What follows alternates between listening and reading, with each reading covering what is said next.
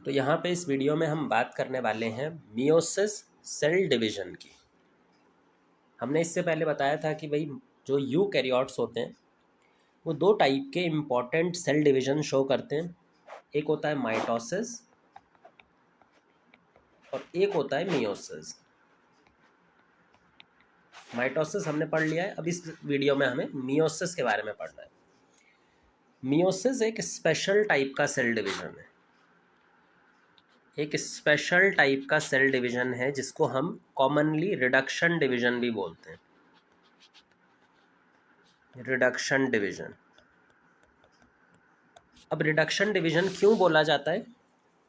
क्योंकि जो parent cell है और जो डॉटर सेल फाइनली बनेगी, मान लो हमने पेरेंट सेल से स्टार्ट किया और हमें डॉटर सेल मिल करके बनी, तो जो पेरेंट सेल की प्लॉइडी होगी, मान लो ये डिप्लॉइड है, तो ये प्लॉइडी डॉटर सेल में जाकर के हाफ हो जाती है, हैप्लॉइड डॉटर सेल हमको मिलेगी।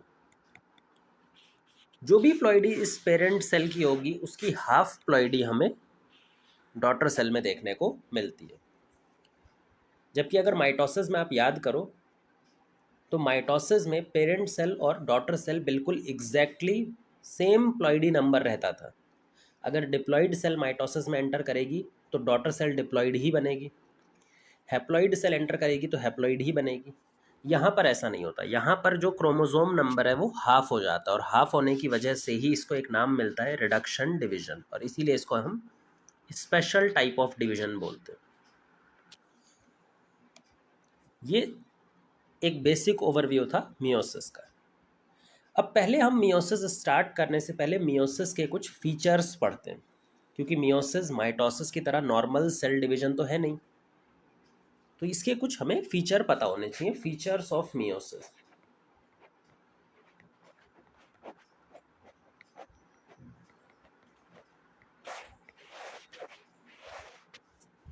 हमारी बॉडी में कौन से ऐसे सेल हैं जो मियोसिस करते हैं और हमारी बॉडी में मियोसिस की ज़रूरत ही क्यों पड़ती है, उससे पहले तो ये पता होना चाहिए कि लिविंग ऑर्गेनिज्म की बॉडी में मियोसिस की ज़रूरत क्यों पड़ती है जबकि ये प्लॉइडी नंबर को हाफ कर दे रहा है।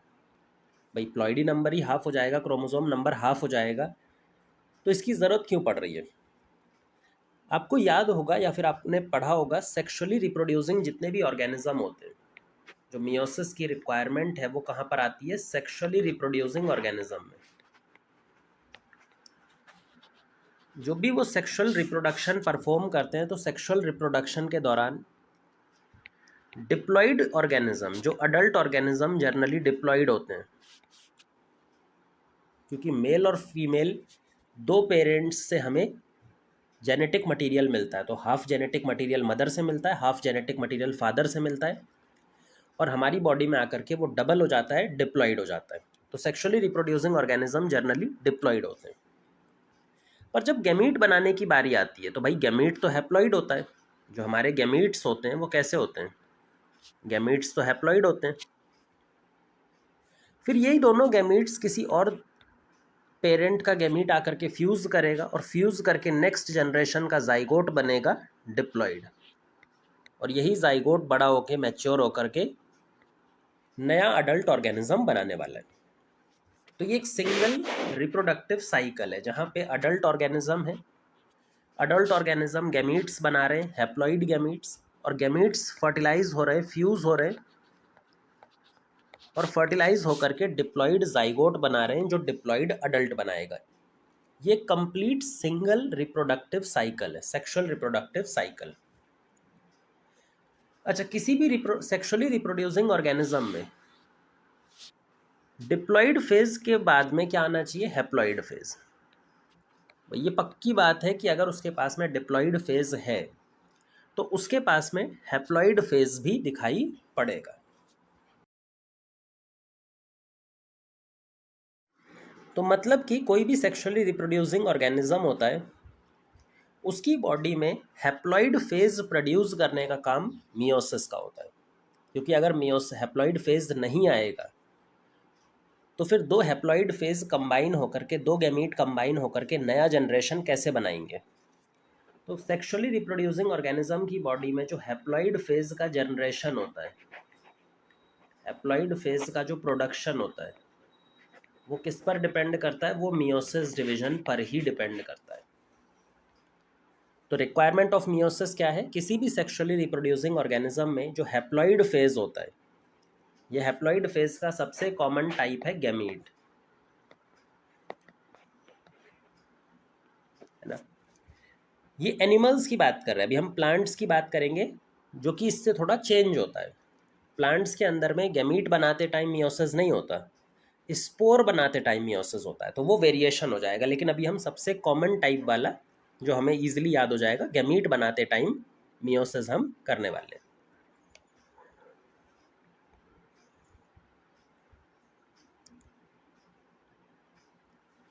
अब आते हैं दूसरे पॉइंट पर, मियोसिस का जो दूसरा पॉइंट है, ये तो हमने पढ़ लिया कि भाई कोई भी हैप्लॉइड फेज है उसको बनाने के लिए मियोसिस की ज़रूरत पड़ेगी। मियोसिस किस टाइप के सेल में होता है, हमारी बॉडी में क्या हर सेल मियोसिस कर सकती है, या फिर कुछ स्पेसिफिक सेल होती हैं जो मियोसिस परफॉर्म कर सकती है। तो ध्यान रहेगा कि जो मियोसिस डिवीजन है only take place in some special cells, ये कुछ स्पेशल टाइप के सेल में ही होता है जिनको हम बोलते हैं मियोसाइट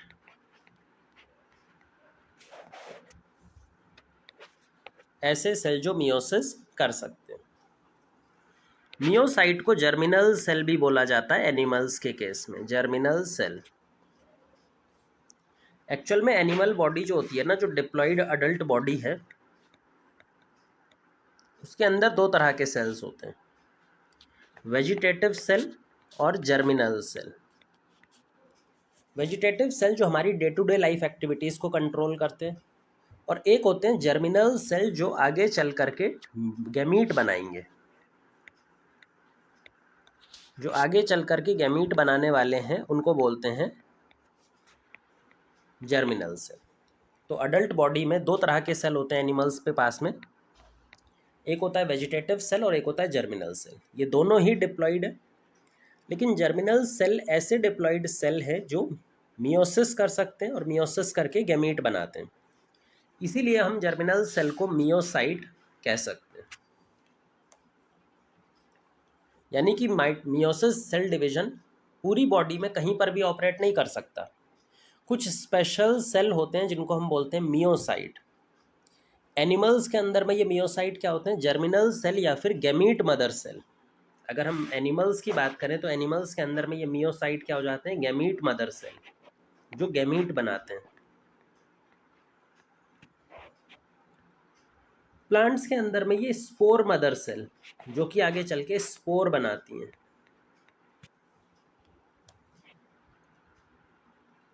कुछ ऐसे भी ऑर्गेनिज्म होते हैं, लोअर ऑर्गेनिज्म, जिनके जाइगोट में डायरेक्टली मियोसिस होता है, जिसको बोलते हैं जाइगोटिक मियोसिस, जो डायरेक्टली मियोसिस करके हैप्लॉइड फेज बना रही होती है। इस तरह के मियोसिस को हम बोलते हैं जाइगोटिक मियोसिस। ये सबसे स्पेशल टाइप का है, बाकी नॉर्मली प्लांट्स और एनिमल्स में ये दिखाई देते हैं। एनिमल्स में ये वाला दिखाई देता है और प्लांट्स में ये वाला दिखाई देता है। जिस भी सेल में मियोसिस होता है उस सेल को हमेशा क्या बोलेंगे, मियोसाइट। उस सेल को हम मियोसाइट बोलेंगे, और मियोसाइट हमेशा डिप्लॉइड होता है, याद रख लेना। 100% टाइम मियोसाइट डिप्लॉइड होगा या डिप्लॉइड से ज़्यादा प्लॉइड ही होगी। कभी भी मियोसाइट हैप्लॉइड नहीं हो सकता। जो मियोसाइट है वो कभी भी नेवर हैप्लॉइड। ऐसा क्यों है, क्योंकि अगर मियोसाइट हैप्लॉइड होगा तो अगली जनरेशन में जब उसमें मियोसिस होगा तो उसका क्रोमोसोम नंबर n/2 हो जाएगा। मतलब उसके पास में कंप्लीट जीनोम सेट की जगह आधा जीनोम सेट जाएगा। कोई भी ऑर्गेनिज्म दुनिया में अगर उसको सरवाइव करना है तो कम से कम एक जीनोम सेट होना चाहिए, हैप्लॉइड सेट तो होगा ही ना। अगर एक जीनोम सेट भी नहीं है उसके पास तब वो सरवाइव नहीं कर सकता। तो इसीलिए कभी भी हैप्लॉइड नहीं होगा, डिप्लॉइड हो सकते हैं या फिर एक्स्ट्रा और ज़्यादा प्लॉइड ही हो सकते हैं, टेट्राप्लॉइड हो सकते हैं, वो ठीक है। पर 99.9% केसेस में ये डिप्लॉइड ही होता है, क्योंकि ज़्यादातर जो सेक्सुअली रिप्रोड्यूसिंग ऑर्गेनिज्म होते हैं वो कैसे होते हैं, डिप्लॉइड होते हैं। तो ये दूसरी कैरेक्टरिस्टिक फीचर पढ़ ली। पहली कैरेक्टरिस्टिक फीचर हमने क्या पढ़ी कि ये इसकी ज़रूरत कहाँ होती है, सेक्सुअल रिप्रोडक्शन में। सेक्सुअल रिप्रोडक्शन में भी सारी बॉडी में नहीं चलते हैं, कुछ स्पेशल डिप्लॉइड सेल होते हैं जिनको हम मियोसाइट बोलते हैं। मियोसाइट एनिमल्स में गैमीट मदर सेल, प्लांट्स में स्पोर मदर सेल, और लोअर ऑर्गेनिज्म में जाइगोट में डायरेक्ट मियोसिस हो जाता है जिसको बोलते हैं जाइगोटिक मियोसिस। तो उसका अडल्ट फेज ही हैप्लॉइड होता है। मियोसाइट हमेशा 100% टाइम डिप्लॉइड या ज़्यादा प्लॉइडी वाले होंगे, कभी भी हैप्लॉइड नहीं हो सकते। एक और इम्पॉर्टेंट फीचर है जो मियोसिस के बारे में आपको याद रखना है, ये कट गया, जो ये आपको मियोसिस के बारे में याद रखना है वो क्या याद रखना है अपने को, कि मियोसिस साइक्लिक फॉर्म में नहीं होता, नॉट साइक्लिक। जैसे माइटोसिस की हमने बात की थी, तो माइटोसिस एक साइक्लिक डिवीजन था, एक बार एक सेल में माइटोसिस होता है, फिर जो डॉटर सेल बनती है उनमें दोबारा माइटोसिस हो सकता है ना, वो साइकिल बनाता है, वापस से डिवाइड करने में कैपेबल होती है डॉटर सेल। मियोसिस में कभी भी ऐसा नहीं होगा। मियोसिस जो है ना वो साइकिल नहीं बनाती, मियोसिस सिर्फ एक सीरीज है। मतलब मियोसिस लीनियरली चलती है, यहाँ पे पेरेंट सेल है, यहाँ पे कुछ इंटरमीडिएट स्टेज आएंगे और यहाँ पे हमें डॉटर सेल मिलेगी। पेरेंट सेल डिप्लॉइड थी, डॉटर सेल हैप्लॉइड है। और ध्यान रखेंगे ये जो डॉटर सेल है ये दोबारा से मियोसिस नहीं कर सकती, खत्म हो गया, यहाँ से लेकर यहाँ तक चीज़ खत्म हो गई, अब इसके बाद मियोसिस नहीं होगा। तो कभी भी माइटोसिस की तरह मियोसिस को साइकिल की फॉर्म में नहीं बना सकते हो, ये सिर्फ एक सीरीज है, लीनियर डिवीजन है, इसीलिए इसको स्पेशल डिवीजन माना जाता है। तो ये 3 पॉइंट्स मियोसिस के पहले अपने दिमाग में याद रखेंगे, उसके बाद हम मियोसिस स्टार्ट करेंगे। स्पेशल सेल डिवीजन है, रिडक्शन होता है क्रोमोसोम नंबर का। सेक्सुअली रिप्रोड्यूसिंग ऑर्गेनिज्म में होता है, जो एसेक्सुअल रिप्रोडक्शन के टाइम पर ये नहीं दिखाई पड़ता। किस तरह के सेल में होता है, मियोसाइट में। मियोसाइट ऐसे सेल हैं, ऐसे डिप्लॉइड सेल हैं जिनके अंदर मियोसिस होता है, और एक साइक्लिक इवेंट नहीं है, एक सीरीज है बस, ये एक चेन ऑफ डिविजन्स इवेंट्स है जिसके बाद हमें डॉटर सेल मिलती है, और जो डॉटर सेल मिलेगी वो कभी भी दोबारा से मियोसिस में एंटर नहीं कर सकती, क्योंकि इसके पास पहले ही हैप्लॉइड सेट हो चुका है। अब अगर ये डिवाइड करने जाएगी तो हैप्लॉइड का भी आधा हो जाएगा, और मैंने बता दिया हैप्लॉइड का आधा कभी भी सर्वाइव नहीं कर सकता।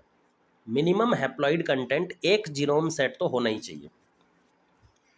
तो ये बेसिक फीचर है मियोसिस के। अब हम बात करते हैं मियोसिस डिवीजन के स्टेप्स। ये तो बेसिक फीचर हो गए, लेकिन जैसे माइटोसिस कई सारे स्टेप में हुआ था, तो मियोसिस भी तो कई सारे स्टेप में होगा। तो जो मियोसिस का पूरा डिवीजन है उसमें हम 2 फेज पढ़ेंगे। पहले इंटरफेज जो हमने माइटोसिस में सेम पढ़ा था, इंटरफेज बिल्कुल सेम होता है, चाहे G1 फेज की बात करें, G2 फेज की बात करें या S फेज की बात करें, 100% सेम रहता है माइटोसिस जैसा। तो अलग से हमें पढ़ने की ज़रूरत यहाँ पर नहीं है। मान लो कोई मियोसाइट है जो यहाँ पर G1 फेज में एंटर कर रहा है और उसका प्लॉइडी है 2N 2C। तो S फेज में आने के बाद में इसकी प्लॉइडी कितनी हो जाती है, 2N 4C। ये हमें मालूम है, पहले से ही हमने पढ़ रखा है कि भाई यहाँ पर क्रोमोसोम कुछ ऐसे होते हैं, यहाँ पर क्रोमोसोम का मास डबल हो जाता है, नंबर तो अभी भी सेम ही रहता है। तो यहाँ पे मास डबल हो गया, नंबर सेम ही है। G2 फेज में कोई चेंज नहीं होता, तो 2N 4C ही दिखाई पड़ता है, 2N 4C ही दिखाई पड़ता है। एक्चुअल में हमने समझाने के लिए तुम्हें क्रोमोसोम बना दिया है, पर इंटरफेज के दौरान क्रोमोसोम प्रोड्यूस नहीं होते हैं, ये क्रोमैटिन की फॉर्म में रहेगा, मतलब ये दिखेगा धागे की फॉर्म में, ऐसा ऐसा। अभी ये हमें कैसा दिखाई देगा, ऐसा क्रोमैटिन की फॉर्म में। ये एक क्रोमैटिन, ये दूसरा क्रोमैटिन, यहाँ पर एक क्रोमैटिन, ये दूसरा क्रोमैटिन, लेकिन हर क्रोमैटिन में यहाँ पर एक DNA था यहाँ पे अगर ध्यान दें तो एक क्रोमैटिन में एक डीएनए था,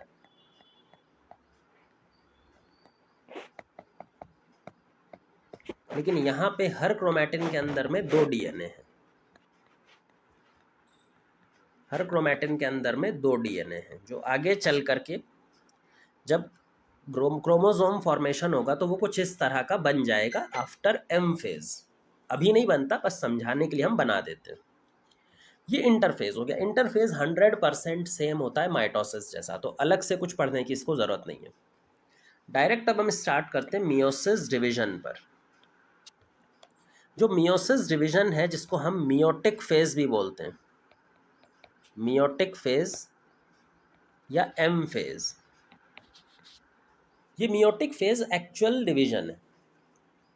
मियोटिक फेज के जो एम फेज है या फिर जो डिवीजन फेज है, उसमें 2 टाइप के डिवीजन चलते हैं, मियोसिस 1 M1 और दूसरा M2 मियोसिस 2।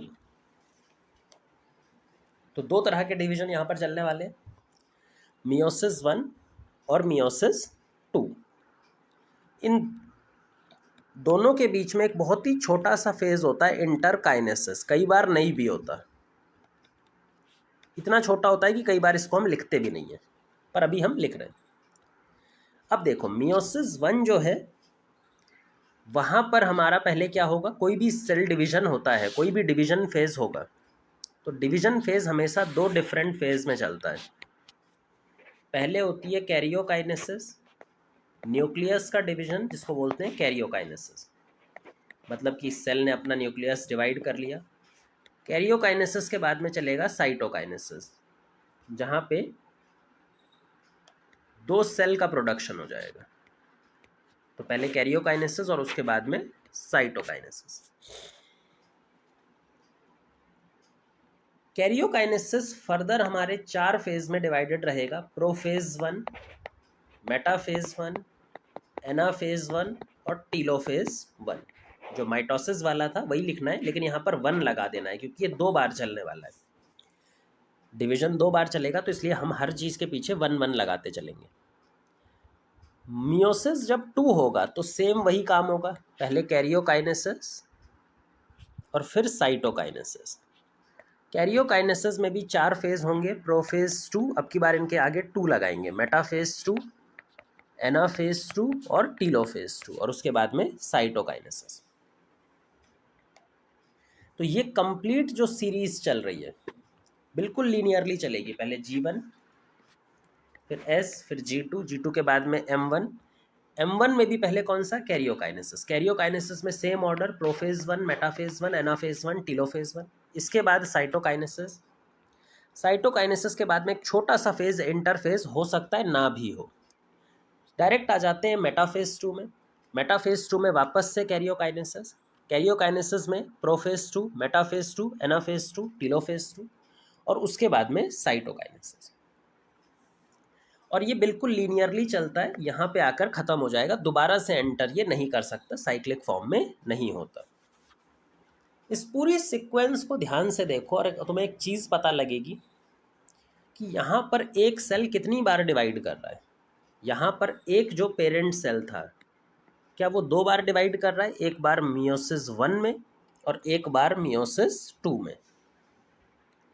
अगर कोई एक सेल 2 बार डिवाइड करे तो क्या 2 बार डिवाइड करने की वजह से पहले वो 2 सेल बनाएगा, जैसे मियोसिस 1 के बाद में वो 2 सेल बनाएगा, और फिर ये दोनों सेल मियोसिस 2 में जाएंगे और मियोसिस 2 में जाने के बाद में ये 2 सेल बनाएंगे, तो टोटल जो डॉटर सेल बनेगी वो 4 डॉटर सेल बनेगी एक पेरेंट सेल से। बिल्कुल, तो मियोसिस के अंदर एक पेरेंट सेल से 4 डॉटर सेल बनती है, बजाय 2 डॉटर सेल के, जैसा कि माइटोसिस में होता है। और इसका मेन रीज़न क्या है कि मियोसिस 2 बार डिवाइड करता है। मियोसिस डिवीजन में 2 बार सेल का डिवीजन होता है, मियोसिस 1 में भी डिवीजन होता है और मियोसिस 2 में भी डिवीजन होता है। जब कोई चीज़ 2 बार डिवाइड करेगी, कोई सेल 2 बार डिवाइड करेगा, तो 4 तो बनेगा ही। तो यहाँ पे हमें याद रखना है कि मियोसिस के अंदर में 2 साइकिल चलती है सेल डिवीजन की। मियोसिस 1 और मियोसिस 2 चलता है। और वही मेन रीज़न है कि हमारे पास में जो डॉटर सेल मिलेगी वो 4 डॉटर सेल हमें टोटल मिलने वाली है। सही है।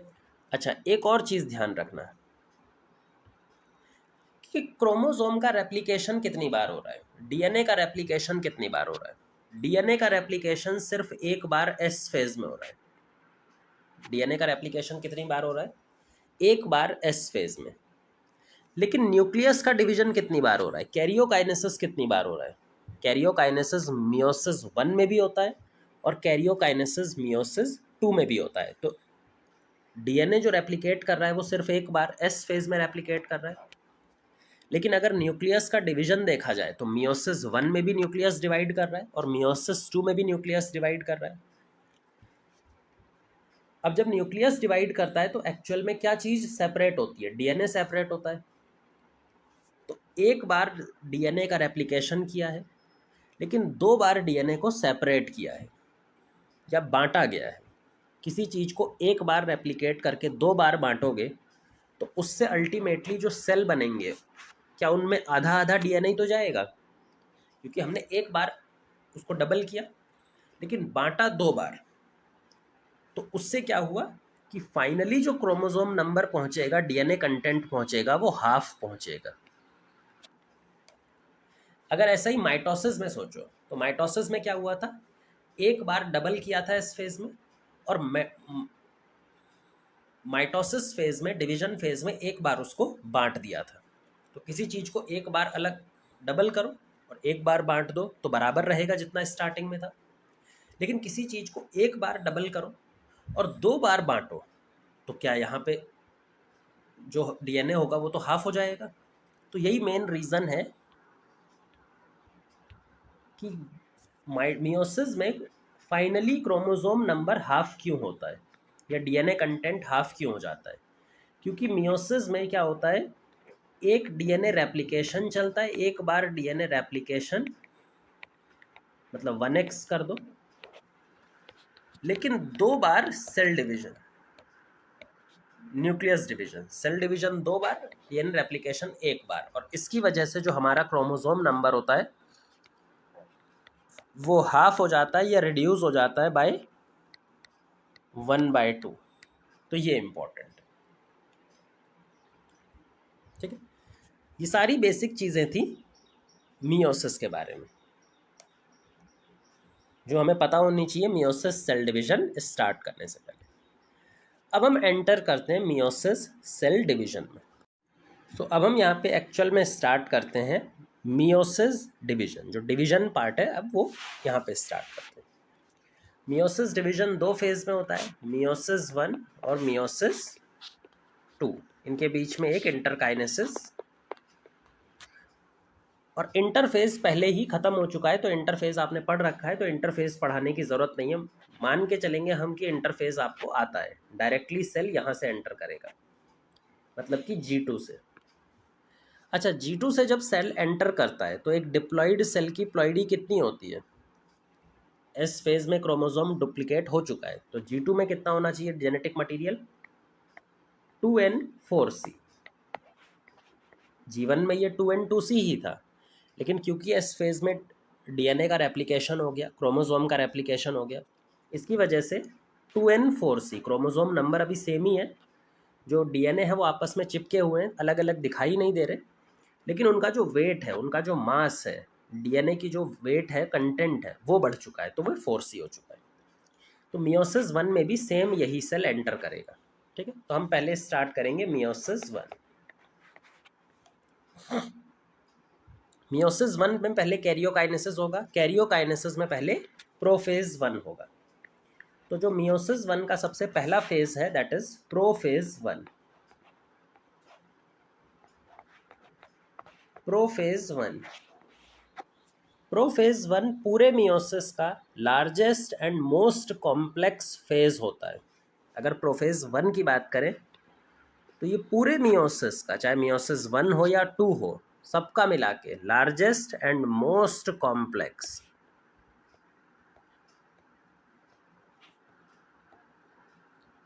सबसे बड़ा फेज है और सबसे ज़्यादा कॉम्प्लेक्स फेज है। इससे ज़्यादा कॉम्प्लेक्स फेज हमारे पास में नहीं होता पूरे मियोसिस में। ये इतना बड़ा होता है कि इसको हमने फर्दर 5 सब फेज में डिवाइड करके रखा हुआ है। प्रोफेज 1 को ही हम 5 अलग अलग सब फेजेस में डिवाइड कर देते हैं, और इसको डिवाइड करने का जो क्राइटेरिया है हमारे पास में, दैट इज क्रोमोसोम बिहेवियर।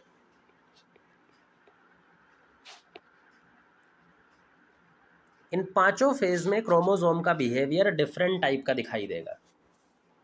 जब अभी पढ़ेंगे तो अभी आपको पता लगेगा कि क्रोमोसोम इन पांचों में अलग अलग तरीके का ऑब्जर्व होगा, अलग अलग तरह से फंक्शन करता हुआ दिखाई देगा। तो क्रोमोसोम के बिहेवियर पे हमने प्रोफेज 1 को 5 छोटे छोटे सब फेज में डिवाइड कर दिया है।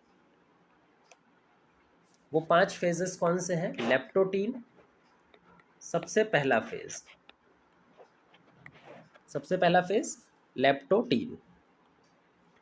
फिर होगा दूसरा जाइगोटीन, तीसरा पैकाइटीन, चौथा डिप्लोटीन, और last is diakinesis. Last is diakinesis. इसको LZPDD करके भी याद करते हैं बच्चे, LZPDD। एक बार तो खैर बाद में तो याद ही हो जाएगा, अभी अगर याद रखना चाहो तो LZPDD करके याद रख सकते हैं। अच्छा, ध्यान रखना कि ये जो प्रोफेज 1 का लास्ट फेज है, इसके बाद कौन सा फेज चलेगा? मेटाफेज 1। मतलब कि प्रोफेज में फाइनल जो काम दिखाई देगा, चाहे हम leptotene, zygotene, pachytene, diplotene, diakinesis, तो डायकाइनेसिस में वो सारी चीज़ें परफॉर्म हो चुकी होंगी जो माइटोसिस के प्रोफेज में हुई थी। क्योंकि प्रोफेज के 1 के बाद में क्या चलना है? मेटाफेज 1। तो मेटाफेज 1 की तैयारी कहाँ पे होगी? मेटाफेज 1 की तैयारी होगी प्रोफेज में। तो पूरे प्रोफेज में कुछ ऐसी कॉमन चीज़ें हैं जो पूरे में कॉन्टिन्यूसली चलती है। बाकी कुछ स्पेशल काम भी होंगे, कुछ स्पेसिफिक काम भी होंगे, लेकिन कुछ जर्नल फंक्शन है जो प्रोफेज के जो पूरे में चलते हैं। जैसे कि हम बताएं क्रोमोसोम कंडेंसेशन, आपने पढ़ा होगा माइटोसिस में कि क्रोमोसोम का कंडेंसेशन प्रोफेज में ही होता है। तो पूरे प्रोफेज में क्रोमोसोम कंडेंसेशन एक कॉमन चीज है। यहाँ पर भी कंडेंसेशन होगा, यहाँ पर भी कंडेंसेशन होगा, यहाँ पर भी कंडेंसेशन होगा, और फाइनल कंडेंसेशन यहाँ पर होगा। मतलब अगर कंडेंसेशन की बात करें तो लेप्टोटीन में आपको बिल्कुल पतले पतले धागे दिखाई देंगे, जाइगोटीन में थोड़े से मोटे धागे दिखाई देंगे, पैकाइटीन में और ज़्यादा कंडेंसेशन हो चुका होगा, डिप्लोटीन में और ज़्यादा कंडेंसेशन हो चुका होगा, और maximum condensation, full condensation diakinesis में होगा। ये कॉमन फंक्शन है जो सारे फेज में चलता है। तो कई बार अगर डायरेक्ट क्वेश्चन पूछ लिया जाए कि क्रोमोसोमल कंडेंसेशन जाइगोटीन में ज़्यादा है या पैकाइटीन में? पैकाइटीन में। पैकाइटीन में ज़्यादा है, डिप्लोटीन में? डिप्लोटीन में। जो आगे वाला फेज है उसमें ज़्यादा है। और कंप्लीट कहाँ पे होगा? डायकाइनेसिस में। ये कॉमन फंक्शन है जो पूरे प्रोफेज में लगातार चल रहा है।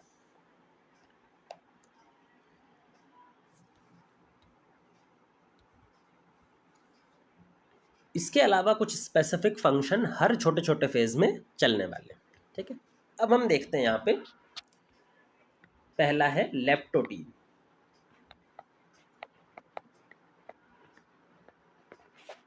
सबसे पहला फेज है लेप्टोटीन फेज। लेप्टोटीन फेज के अंदर में जो क्रोमोसोम का कंडेंसेशन है वो जस्ट स्टार्ट हुआ है।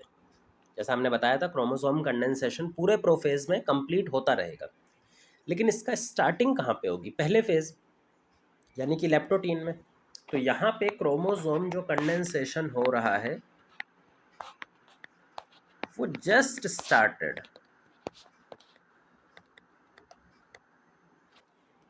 और क्योंकि क्रोमोसोम कंडेंसेशन अभी जस्ट स्टार्ट हुआ है तो हमें क्रोमोसोम दिखना स्टार्ट तो होंगे, जैसे जैसे क्रोमोसोम कंडेंस होगा तो क्रोमोसोम को हम लाइट माइक्रोस्कोप में दिखना स्टार्ट होंगे, लाइट माइक्रोस्कोप में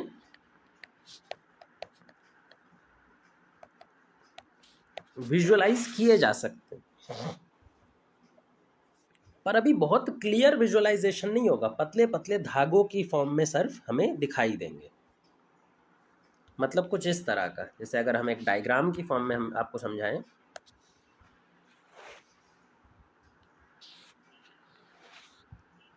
ये हमारा न्यूक्लियस है, न्यूक्लियस पूरा इंटैक्ट है, न्यूक्लियस अभी पूरा का पूरा इसी तरह से रहेगा, ये जाके डाइकाइनेसिस में डिसॉल्व होगा, है ना, सारा काम डाइकाइनेसिस में कंप्लीट होता है, गोल्जी भी दिखाई देगा, सब दिखाई देगा। क्रोमोसोम का कंडेंसेशन जस्ट स्टार्ट हुआ है, तो क्रोमोसोम अभी कैसे दिखाई देंगे, बहुत ही पतले पतले फाइबर्स, ये मान लो 4 बना लेते हैं,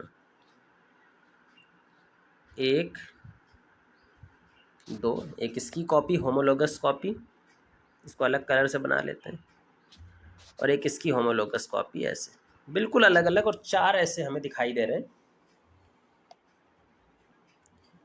पतले पतले धागों की फॉर्म में दिखाई दे रहे हैं। धीरे धीरे लाइट माइक्रोस्कोप में विजुअलाइज होना शुरू हो जाएंगे, क्योंकि जो क्रोमोसोम होते हैं वो हमें लाइट माइक्रोस्कोप में दिखाई दे सकते हैं, वो थिक साइज के होते हैं। एक और काम होता है जो लेप्टोटीन में ही चलता है, जो लेप्टोटीन में स्टार्ट होता है, कि जो सेंट्रोजोम थे वो भी धीरे धीरे अपोजिट पोल की तरफ मूव करना स्टार्ट कर देते हैं। जैसे प्रोफेज 1 के बाद में, जैसे हमने माइटोसिस में पढ़ा होगा कि सेंट्रोजोम प्रोफेज में धीरे धीरे जाकर के अपोजिट पोल पे चले जाते हैं, और अपोजिट पोल पे पहुंचकर स्पिंडल फाइबर बनाएंगे।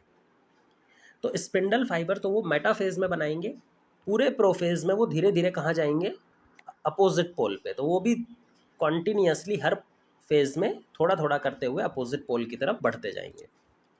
बस यही काम है लेप्टोटीन का, लेप्टोटीन में इससे ज़्यादा कुछ भी नहीं होता।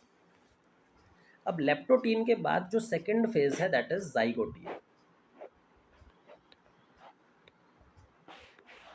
That is zygotene.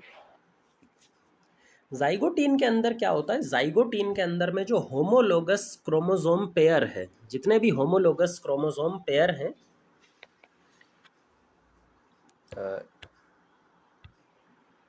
जितने भी हमारे पास में होमोलोगस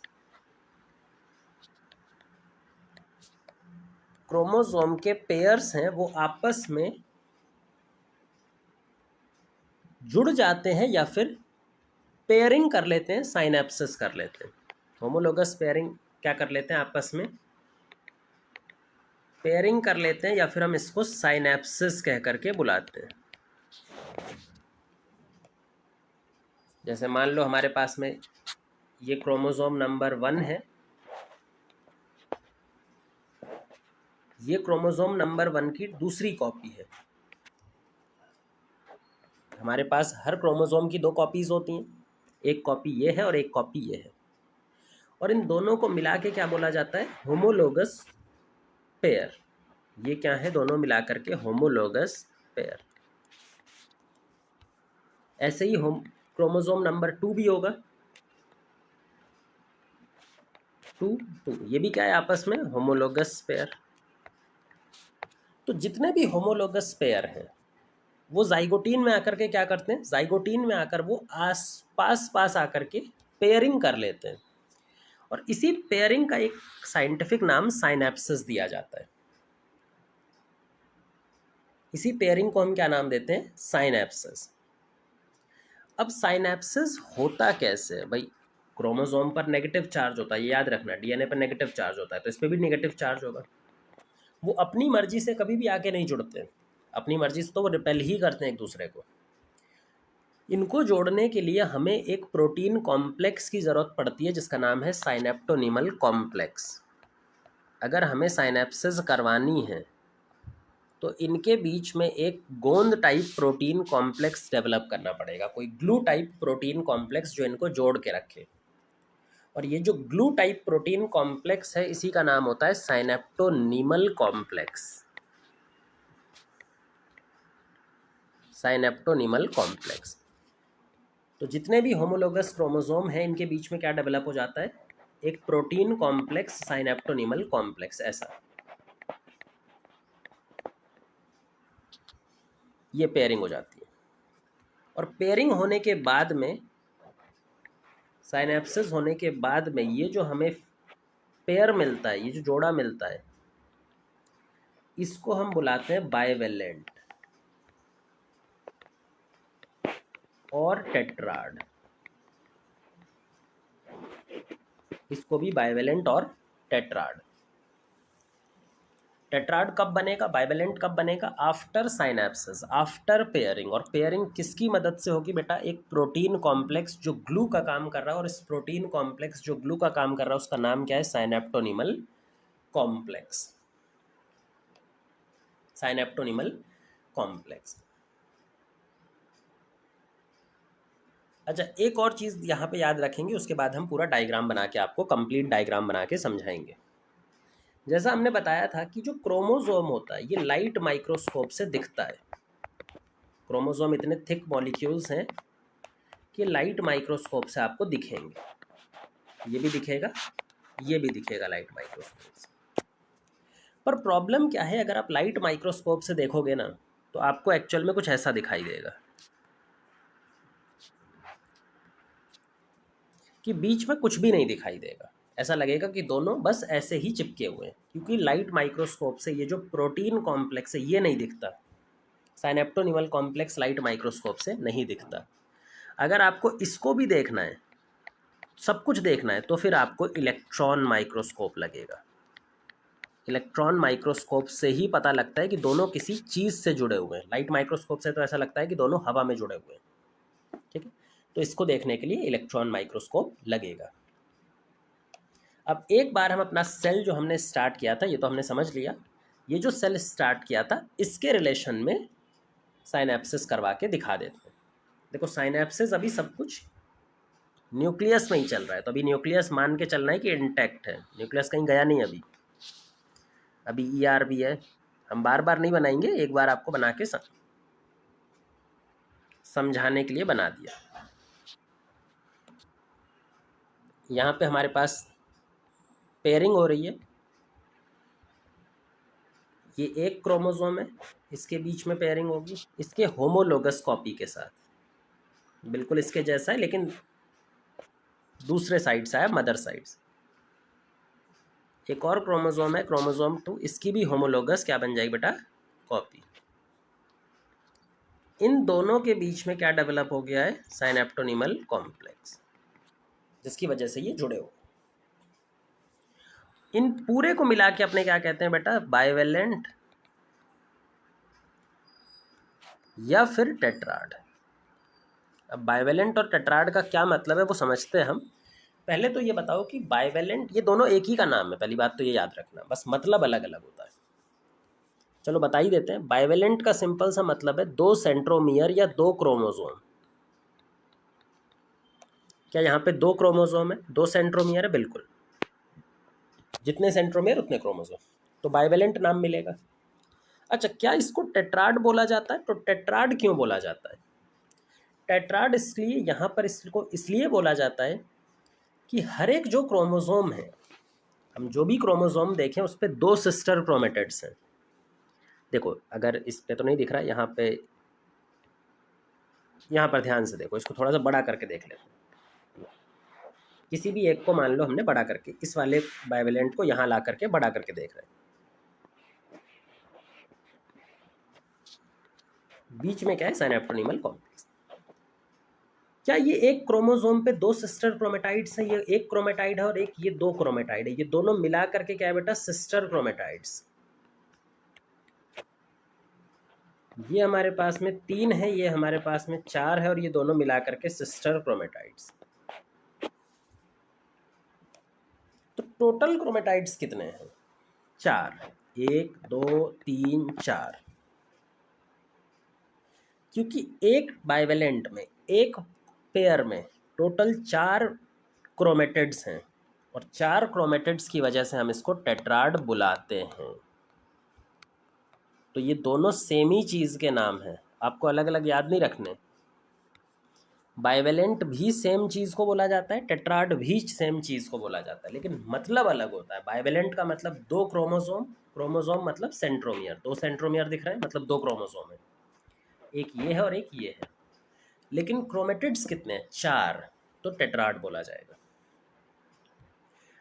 पर प्रॉब्लम ये है, क्या है यहाँ पर टेट्राड आपको सही से दिखाई दे रहा है?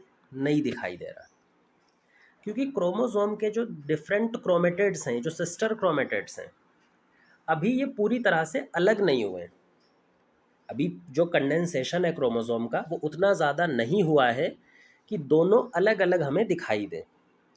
अभी नेक्स्ट फेज़ में जब हम चलेंगे, जहाँ पे हमारे पास क्रोमोसोम फर्दर और कंडेंस हो जाएगा, तो उसमें क्या होगा, दोनों क्रोमेटिड्स अलग अलग हो जाएंगे, सेपरेट हो जाएंगे। तो उस टाइम पर हमें टेट्राड क्लियरली विजुअलाइज हो जाएगा। तो टेट्राड बनता कहाँ पे है? बाइवेलेंट बनता कहाँ पे है? जाइगोटीन में। लेकिन अगर हम टेट्राड की बात करें, टेट्राड क्लियरली कहाँ पे दिखाई देता है? तो टेट्राड क्लियरली दिखाई पड़ता है पैकाइटिन में, क्योंकि पैकाइटिन में क्रोमोसोम कंडेंसेशन और ज़्यादा हो जाएगा, तो ये जो क्रोमेटिड्स हैं बिल्कुल अलग अलग हो जाएंगे। तो जब बिल्कुल अलग अलग हो जाएंगे ना ऐसे करके, तो हमें दिखाई पड़ेगा कि भाई ये एक अलग क्रोमेटिड है, ये अलग क्रोमेटिड है, ये अलग क्रोमेटिड है, ये अलग क्रोमेटिड है। 4 अलग अलग क्रोमेटिड हमें दिखाई देंगे, और जब क्रोमेटिड्स दिखाई देंगे तब हम उसको टेट्राड क्लियरली बोल सकते हैं। ठीक है। बाहर जो हमारा सेंट्रोजोम है वो लगातार अपोजिट पोल पे जाने की कोशिश कर रहा है, वो इधर से भी जाने की कोशिश कर रहा है, इधर से भी जाने की कोशिश कर रहा है, बाकी सब चीज़ें अभी इंटैक्ट है। अब आते हैं थर्ड फेज पे, जिसका नाम है पैकाइटिन स्टेज। थर्ड फेज पे जिसका नाम है पैकाइटिन स्टेज। याद रखना कि जो पैकाइटिन है ये कंपैरेटिवली बड़ा फेज है एज कंपेयर टू लेप्टोटीन और जाइगोटीन। इसके अंदर ज़्यादा कॉम्प्लेक्स इवेंट्स होने वाले हैं, और ये टाइम पीरियड में भी जो लेंथ है उसमें भी बड़ा होता है। पैकाइटिन के अंदर कुछ ऐसे प्रोसेस चलने वाले हैं जो मियोसिस का कैरेक्टरिस्टिक फीचर डिफाइन करते हैं। मियोसिस की जो इम्पोर्टेंस है उसका एक बहुत बड़ा रीज़न पैकाइटिन स्टेज है। तो पहले इसके कुछ कैरेक्टरिस्टिक फीचर पढ़ते हैं। लॉन्गर है देन प्रीवियस टू फेज, चाहे हम लेप्टोटीन की बात करें उससे भी बड़ा है, या हम जाइगोटीन की बात करें उससे भी बड़ा होता है। तो लेप्टोटीन से भी बड़ा होता है और जाइगोटीन से भी बड़ा होता है। कुछ बहुत ही इम्पॉर्टेंट प्रोसेस चलने वाले हैं यहाँ पर। उसमें से एक इम्पॉर्टेंट प्रोसेस का नाम है रिकॉम्बिनेशन।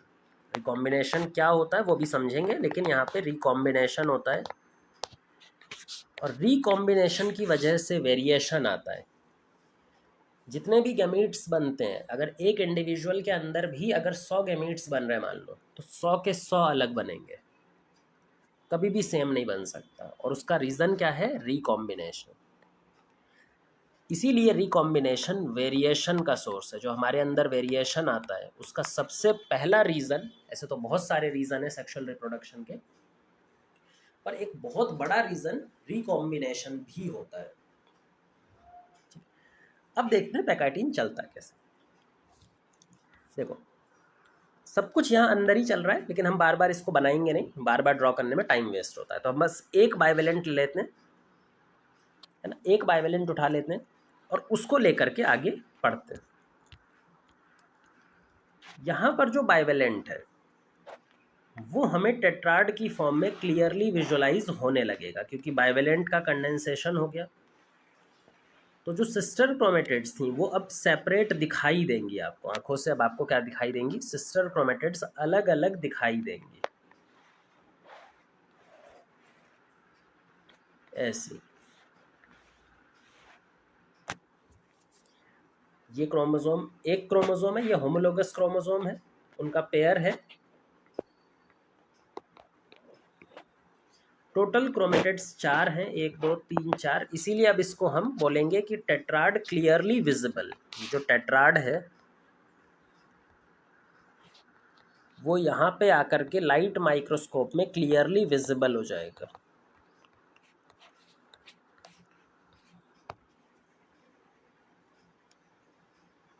बीच में साइनेप्टोनिमल कॉम्प्लेक्स अभी भी प्रेजेंट है।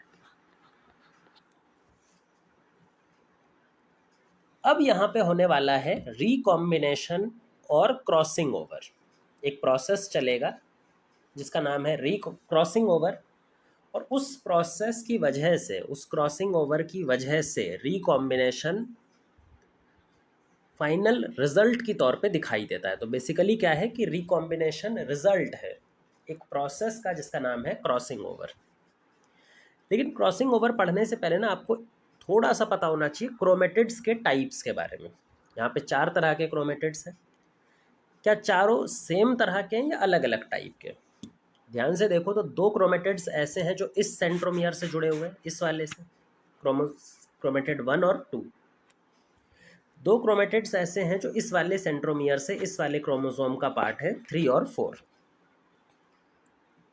जो क्रोमेटिड एक ही सेंट्रोमियर का पार्ट होते हैं, जैसे 1 और 2 की बात करें या फिर 3 और 4 की बात करें, ये आपस में क्या होते हैं? Sister chromatids. ये बेटा आपस में क्या होते हैं? Sister chromatids.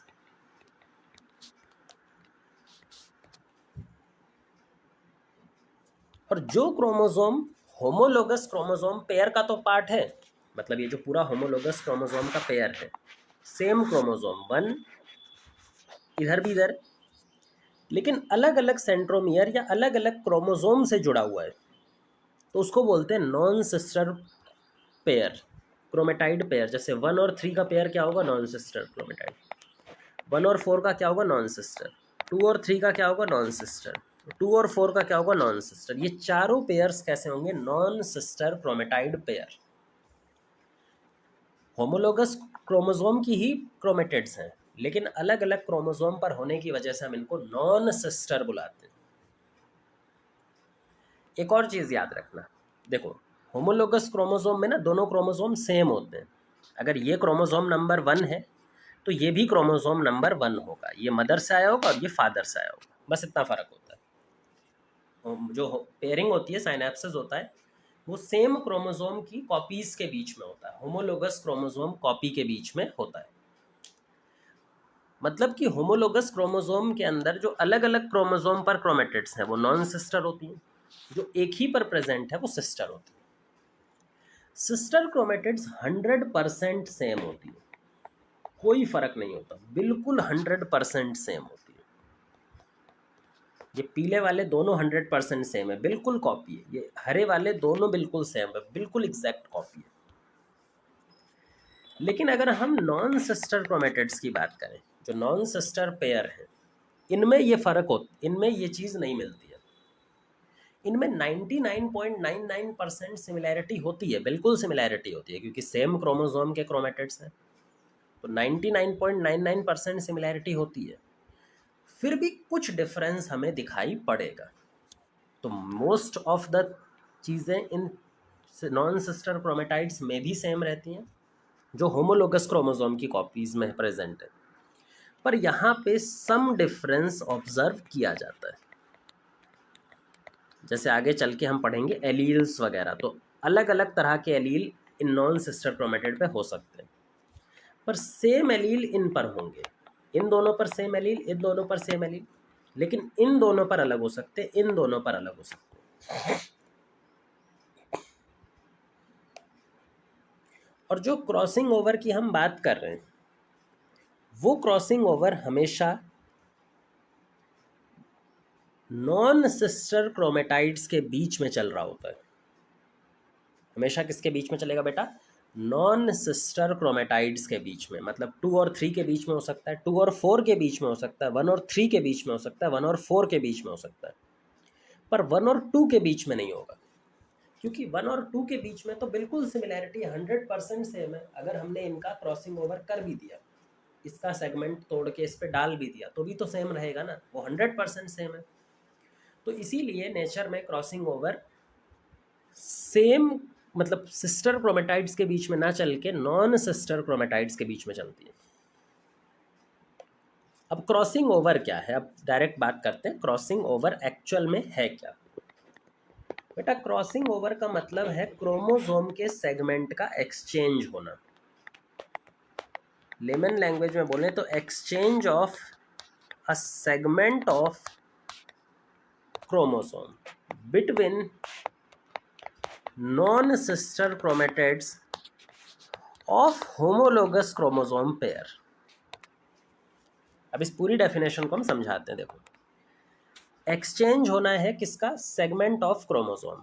क्रोमोसोम का एक छोटा सा टुकड़ा यहाँ से काटो, क्रोमोसोम का छोटा सा टुकड़ा यहाँ से काटो और इनको एक्सचेंज कर दो। इसके वाला इधर भेज दो, इसके वाला इधर भेज दो।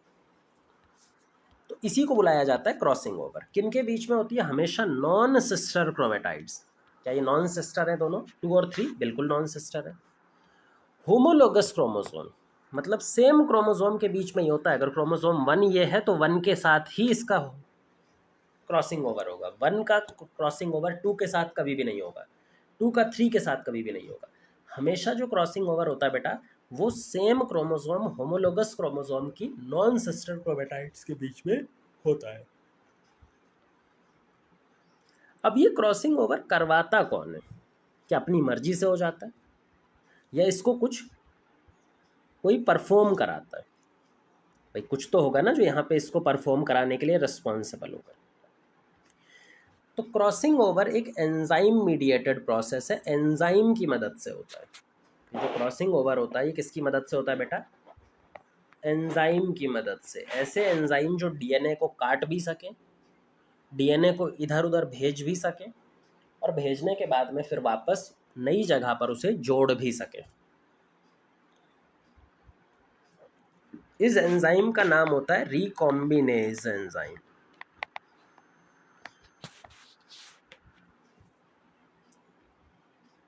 देखो रिकॉम्बिनेज एंजाइम कैसे बनता है वो समझो। ये हमारे पास में एक क्रोमोसोम है, ये इसका होमोलोगस कॉपी है, दोनों के बीच में साइनेप्सिस हुआ पड़ा है, सिनेप्टोनिमल कॉम्प्लेक्स। अब क्या होता है, इन जगह जगह पर जो नॉन सिस्टर क्रोमेटाइड्स हैं उन दोनों के बीच में जगह जगह पर कुछ कॉम्प्लेक्स डेवलप करना स्टार्ट हो जाते हैं। ऐसे बड़े बड़े नोड्यूल्स, गांठ डेवलप होना स्टार्ट हो जाती है जिनका नाम होता है रिकॉम्बिनेशन नोड्यूल। इनका नाम क्या होता है? Recombination nodule.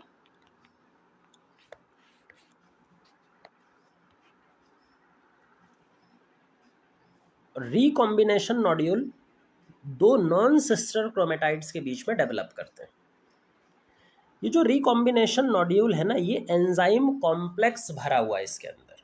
इसी रिकॉम्बिनेशन नोड्यूल में हमारा एंजाइम कॉम्प्लेक्स भरा हुआ है जिसका नाम है रिकॉम्बिनेज। इसका नाम क्या बेटा? रिकॉम्बिनेज। ध्यान देने वाली बात यह है कि रिकॉम्बिनेज कोई एक एंजाइम नहीं है, इसमें 8-10 तरह के अलग अलग एंजाइम प्रेजेंट होते हैं। कोई एंजाइम डीएनए को काटता है, कोई एंजाइम डीएनए को चेंज करने का काम करता है, कोई एंजाइम डीएनए को जोड़ने का काम करता है। सबको मिला करके हम बोलते हैं रिकॉम्बिनेज एंजाइम कॉम्प्लेक्स। रिकॉम्बिनेज एक एंजाइम नहीं है, एक एंजाइम कॉम्प्लेक्स है, मल्टीपल एंजाइम यहाँ पर इन्वॉल्व है। और रिकॉम्बिनेज एंजाइम जब काम करता है तो ये डीएनए को यहाँ से काटेगा, यहाँ से काटेगा, यहाँ से काटेगा, यहाँ से काटेगा और एक्सचेंज कर देगा, और एक्सचेंज कर देगा। ये वाला सेगमेंट इधर और ये वाला सेगमेंट इधर। इसके बाद क्रॉसिंग ओवर होने के बाद ये कुछ ऐसा दिखाई देगा।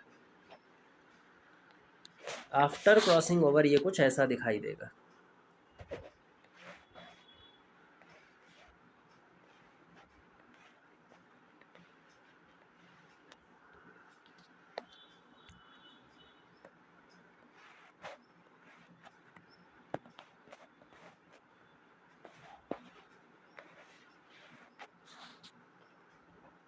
इसका हरा वाला सेगमेंट इधर, इसका पीला वाला सेगमेंट कुछ इधर।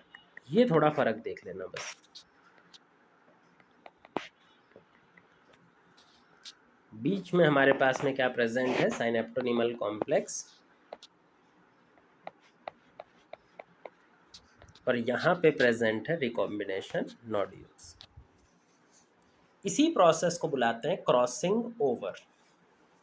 और क्रॉसिंग ओवर होने की वजह से क्या यहाँ पे रिकॉम्बिनेशन हो गया, जो सेगमेंट था क्या ये रिकॉम्बाइन हो गया, नया कॉम्बिनेशन मिलना मतलब रिकॉम्बिनेशन। तो इसका रिजल्ट क्या होता है, रिकॉम्बिनेशन। जो क्रोमोसोम थे उनका रिकॉम्बिनेशन हो गया, उनमें शफलिंग हो गई। जो जीन इधर प्रेजेंट थे वो इधर आ गए, जो इधर प्रेजेंट थे वो उधर चले गए। तो रिक्रॉसिंग ओवर की वजह से रिकॉम्बिनेशन होता है। और रिकॉम्बिनेशन होने की वजह से जो सिस्टर क्रोमेटिड्स जो पहले 100% सेम थी, क्या अब वो 100% सेम रह गई? नहीं, अब वो अलग हो जाती है। रिकॉम्बिनेशन यहाँ भी हुआ होगा 1 और 4 के बीच में भी, 2D में हम दिखा नहीं सकते, 3D में बिल्कुल ये दोनों साथ साथ में रहते हैं। अब 3D में तो 2D में तो हम दिखा नहीं सकते, तो 2 के बीच में ही दिखा रहे। रिकॉम्बिनेशन होने की वजह से जो सिस्टर क्रोमेटिड्स जो बिल्कुल सेम थी वो भी चेंज हो गई। और यही कारण है वेरिएशन का, कि जो जितने भी गैमीट्स बनेंगे वो सब आपस में वेरी करेंगे, कोई भी एक दूसरे से सेम नहीं बन सकता। ठीक, तो इसको बोलते हैं क्रॉसिंग ओवर। ये सारा क्रॉसिंग ओवर कहाँ पे हुआ है बेटा? ये सारा क्रॉसिंग ओवर न्यूक्लियस के अंदर ही हुआ है। हम अब बार बार नहीं बना रहे हैं इसको, लेकिन ये सब कुछ काम कहाँ पे हुआ है? न्यूक्लियस के अंदर, अभी भी हमें मानकर चलना है। अब नेक्स्ट फेज पे चलते हैं, जिसका नाम है, क्रॉसिंग ओवर यहाँ कंप्लीट हो गया, diplotene next phase. Next phase is diplotene phase. अब हम यहाँ पे डिप्लोटीन फेज पढ़ते हैं। एक बार यहाँ पर पेपर बढ़ा लेते हैं।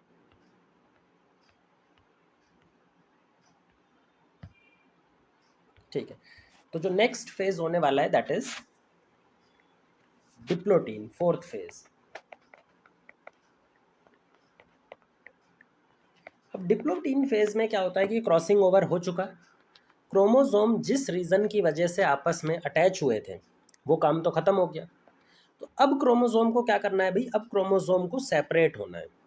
जो रीज़न था कि ये जुड़े हुए थे फॉर क्रॉसिंग ओवर वो ख़त्म हो चुका, तो अब इनको सेपरेट होना है। सेपरेट होने के लिए जो चीज़ इनको जोड़ के रखी हुई है वो क्या चीज़ है? साइनेप्टोनीमल कॉम्प्लेक्स। तो जो साइनेप्टोनीमल कॉम्प्लेक्स है वो डिसॉल्व होगा। यहाँ पर जो साइनेप्टोनीमल कॉम्प्लेक्स है वो साइनेप्टोनीमल कॉम्प्लेक्स ख़त्म हो जाता है, वो डिसॉल्व हो जाता है। जैसे ही साइनेप्टोनीमल कॉम्प्लेक्स ख़त्म होगा तो क्रोमोसोम के ऊपर में आपको मालूम होगा नेगेटिव चार्ज होता है। तो क्रोमोसोम क्या करना स्टार्ट कर देगा? एक दूसरे को रिपेल करना स्टार्ट कर देगा, दूर फेंकना स्टार्ट कर देगा। इसकी वजह से क्रोमोसोम कैसे हो जाएंगे? ये वाला क्रोमोसोम जो ये वाला है, इसी को बनाते हैं, ये कुछ इस तरह का दिखाई देने लगेगा।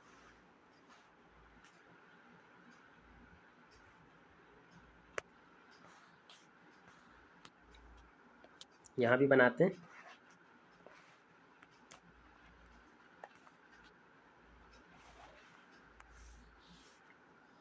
अब ध्यान से देखना, ये क्रोमोसोम तो जो हाफ पार्ट था वो कैसा था? क्रॉसिंग ओवर के बाद ऐसा हो चुका है। इधर जो हाफ पार्ट है वो क्रॉसिंग ओवर के बाद ऐसा हो चुका है। अब जो क्रोमोसोम है वो दूर जाना चाह रहे हैं, नेगेटिव चार्ज की वजह से रिपेल हो रहे हैं। तो इधर वाला पोर्शन भी रिपेल होगा, इधर वाला पोर्शन भी रिपेल होगा, इधर भी रिपेल होगा, इधर भी रिपेल होगा। तो हर जगह से साइनेप्टोनीमल कॉम्प्लेक्स जैसे ही गायब होगा ये अलग अलग होना स्टार्ट हो जाएंगे। सिर्फ वो एरियाज जहाँ पे क्रॉसिंग ओवर हुआ था, जहाँ जहाँ क्रॉसिंग ओवर हुआ था, जैसे ये एरिया क्या है, क्रॉसिंग ओवर हुआ था यहाँ पे, तो जिन एरियाज में भी क्रॉसिंग ओवर हुआ था उन एरियाज में क्रोमोसोम आपस में उलझे हुए दिखाई देंगे, सेपरेट अभी पूरी तरह से नहीं हो पाएंगे, बाकी एरियाज से सेपरेट हो जाएंगे। और इसकी वजह से उन एरियाज में एक एक्स शेप स्ट्रक्चर ऐसा कुछ मिलेगा हमें, एक्स शेप स्ट्रक्चर। इन एक्स शेप स्ट्रक्चर को ही हम क्या बुलाते हैं? काइज़माटा। ये जो एक्स शेप स्ट्रक्चर है इनको क्या बुलाते हैं? काइज़माटा। काइज़माटा कब बनता है? आफ्टर साइनेप्टोनीमल कॉम्प्लेक्स डिसॉल्व हो जाए। जैसे ही साइनेप्टोनीमल कॉम्प्लेक्स डिसॉल्व होगा क्रोमोसोम सेपरेट होना चाहेंगे, लेकिन उन जगहों से वो सेपरेट नहीं हो सकते जहां पर वो क्रॉसिंग ओवर करके बैठे हैं। ये जो काइज़माटा है ये हमें डिप्लोटीन में दिखाई पड़ेगा, और ये सबसे कैरेक्टरिस्टिक फेज है डिप्लोटीन का। जहाँ जहाँ क्रॉसिंग ओवर वहाँ वहाँ काइज़माटा। ये भी हम बोल सकते हैं कि काइज़माटा को गिन करके, काइज़माटा को काउंट करके हम ये भी बता सकते हैं कि कितनी साइट हैं, कितनी लोकेशन है जहाँ पर क्रॉसिंग ओवर एक्चुअल में हुआ है। तो बहुत सारे काइज़माटा हमें यहाँ पर दिखाई देते हुए मिलेंगे। ठीक है, अब बात करते हैं डिप्लोटीन जो फेज़ है ना, ये कुछ सेल के अंदर में, पर्टिकुलरली oocyte के अंदर, जो फीमेल एग होता है उसका एक प्रिकर्सर होता है, उसका एक इनिशियल फॉर्म होता है जिसको बोलते हैं oocyte। ये जो oocyte होता है ये अरेस्टेड रहता है। जो oocyte होता है ना वो एम्ब्रियो स्टेज में बनता है, और एम्ब्रियो स्टेज में बनने के बाद में प्रोफेज 1 में अरेस्ट हो जाता है। कब तक अरेस्ट रहता है? जब तक इसको बाहर ओव्यूलेशन नहीं करना। आपने ह्यूमंस में भी पढ़ा ही होगा, ह्यूमन रिप्रोडक्टिव साइकिल में, कि oocyte में ये जाकर के अरेस्ट हो जाता है। और कब तक अरेस्ट रहता है? जब तक इसको एग नहीं बनाना। तो वर्टिब्रेट्स के अंदर में, बहुत सारे वर्टिब्रेट्स के अंदर में वो oocyte के फॉर्म में हमारा एग, जो फीमेल एग होता है, अरेस्टेड रहता है। कितने टाइम के लिए अरेस्टेड होता है? ये मंथ से लेकर के ईयर्स तक अरेस्टेड रह सकता है, बहुत सारे मंथ्स टू ईयर्स, कुछ में कई मंथ्स तक, कुछ में कई सालों तक भी अरेस्टेड रह सकता है। ये इंपॉर्टेंट फेज है oocyte के लिए, जहाँ पे अरेस्ट रहता है प्रोफेज 1 में, और प्रोफेज 1 में भी डिप्लोटीन स्टेज में। तो ये चीज़ काफ़ी इंपॉर्टेंट हमें याद रखनी रहेगी। अब लास्ट बात करने वाले हैं हम डाइकाइनेसिस। जो 5th फेज है, लास्ट फेज है डाइकाइनेसिस। डाइकाइनेसिस में हर वो काम कंप्लीट होगा जो प्रोफेज माइटोसिस के प्रोफेज में हुआ था। मतलब यहाँ पर जो क्रोमोसोम का कंडेंसेशन है वो अब कंप्लीट हो जाएगा। जैसा हमने बताया ही था आपको कि क्रोमोसोम कंडेंसेशन पूरे प्रोफेज 1 में लगातार चल रहा है। लेप्टोटीन से ज़्यादा कंडेंसेशन जाइगोटीन में, जाइगोटीन से ज़्यादा पैकाइटीन में, पैकाइटीन से डिप्लोटीन, और फाइनल जाकर के डाइकाइनेसिस में आके ये कंप्लीट हो चुका होता है। न्यूक्लियर मेम्ब्रेन गायब हो जाती है, न्यूक्लियर मेम्ब्रेन जो है वो डिसॉल्व हो जाएगी। न्यूक्लियर मेम्ब्रेन के साथ में जो बाकी ऑर्गेनेल्स हैं, ईआर, गोल्जी, न्यूक्लियोलस, ये सब भी हमारे डिसॉल्व हो जाएंगे। कहाँ पर? डाइकाइनेसिस में। अच्छा, डाइकाइनेसिस में जितने भी काम हो रहे हैं, क्या ये हमें मेटाफेज की तरफ आगे ले जा रहे हैं? क्योंकि मेटाफेज में ये सारी काम की ज़रूरत पड़ेगी। एक और काम यहाँ पे इम्पॉर्टेंट होता है जिसका नाम है स्पिंडल एपरेटस का फॉर्मेशन।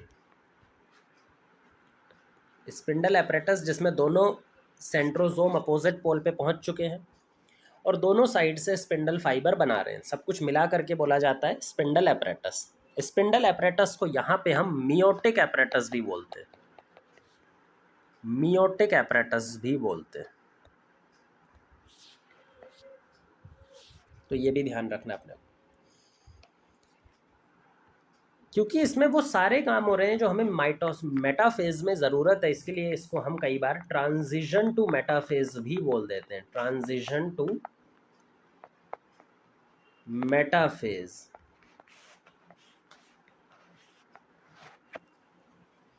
कि ये मेटाफेज की तरफ आगे लेके हमको जा रहा है। ठीक है, ये हो गया प्रोफेज 1। अच्छा, प्रोफेज 1 में क्या पूरे प्रोफेज 1 में लेप्टोटीन से लेके डिप्लोटीन डाइकाइनेसिस में क्या जेनेटिक मटेरियल में कोई चेंज आया है? हाँ, जेनेटिक मटेरियल में सेग्रीगेशन या फिर शफलिंग हुई है, पर उसके नंबर में या मास में कोई चेंज नहीं आया है। अगर यहाँ पर सेल 2n4c था तो यहाँ पर भी 2n4c है, नंबर और मास में कोई चेंज नहीं है, उसमें सिर्फ शफलिंग हो गई है, टोटल कंटेंट सेम है अभी भी। अब हम बात करने वाले हैं नेक्स्ट फेज की, जिसका नाम है मेटाफेज 1। मेटाफेज 1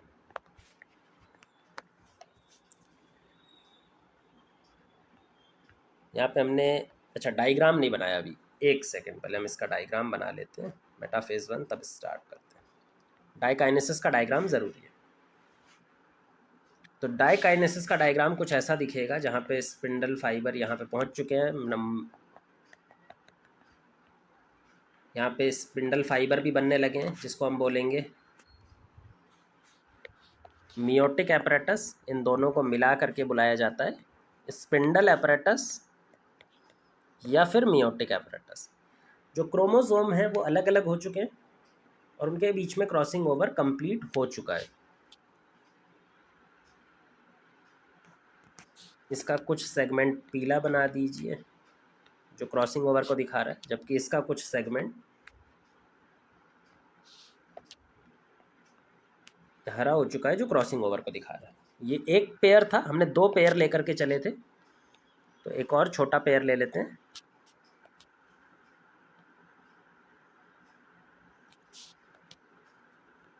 यहाँ पे क्रॉसिंग ओवर हुआ है, जैसे यहाँ पे क्रॉसिंग ओवर। ये पूरी चीज़ है डायकाइनेसिस फेज की। ध्यान से देखो, न्यूक्लियर मेम्ब्रेन ईआर सब गायब है, स्पिंडल एपरेटस मियोटिक एपरेटस बन चुका है, क्रोमोसोम कंडेंसेशन पूरी तरह से हो चुका है। नेक्स्ट फेज पे चलेंगे, मेटाफेज 1।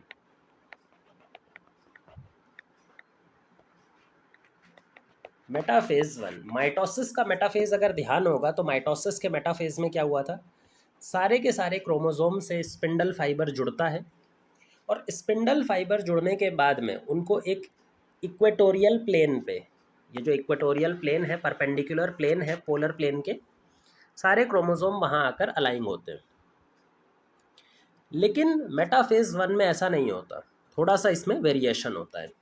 मेटाफेज 1 के अंदर क्या होगा कि क्रोमोसोम इक्वेटर पे तो आके अलाइन होंगे, लेकिन जो उनका अलाइनमेंट होगा वो हल्का सा डिफरेंट होता है। इस बार जो अलाइनमेंट होता है वो बाइवेलेंट की फॉर्म में होता है। इस बार जो अलाइनमेंट होगा वो कैसा होगा बेटा, बाइवेलेंट की फॉर्म में होगा।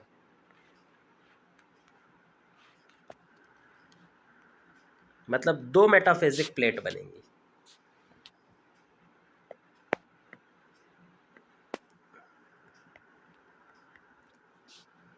और इधर हरा बना दो, इधर भी एक्सचेंज हो गया। स्पिंडल फाइबर यहाँ से आकर के जुड़ रहा है इसके काइनेटोकोर से, इसके काइनेटोकोर से, इधर वाला इसके काइनेटोकोर से और इसके काइनेटोकोर से। ध्यान से समझना, ये एक इक्वेटोरियल प्लेन है। इस इक्वेटोरियल प्लेन पे जो क्रोमोसोम है, होमोलोगस क्रोमोसोम, वो पेयर की फॉर्म में अलाएंगे। मतलब ये एक जोड़ा यहाँ पे अलाएंगे, ये एक जोड़ा यहाँ पे अलाएंगे। इस बार इंडिविजुअल क्रोमोसोम यहाँ पर अलाइन नहीं है, जोड़े की फॉर्म में, होमोलोगस पेयर की फॉर्म में अलाइन होते हैं। इस तरह के अलाइनमेंट की वजह से अगर मेटाफेजिक प्लेट की बात करें तो 2 मेटाफेजिक प्लेट बनेंगी। एक मेटाफेजिक प्लेट ये बनेगी और एक मेटाफेजिक प्लेट ये बनेगी।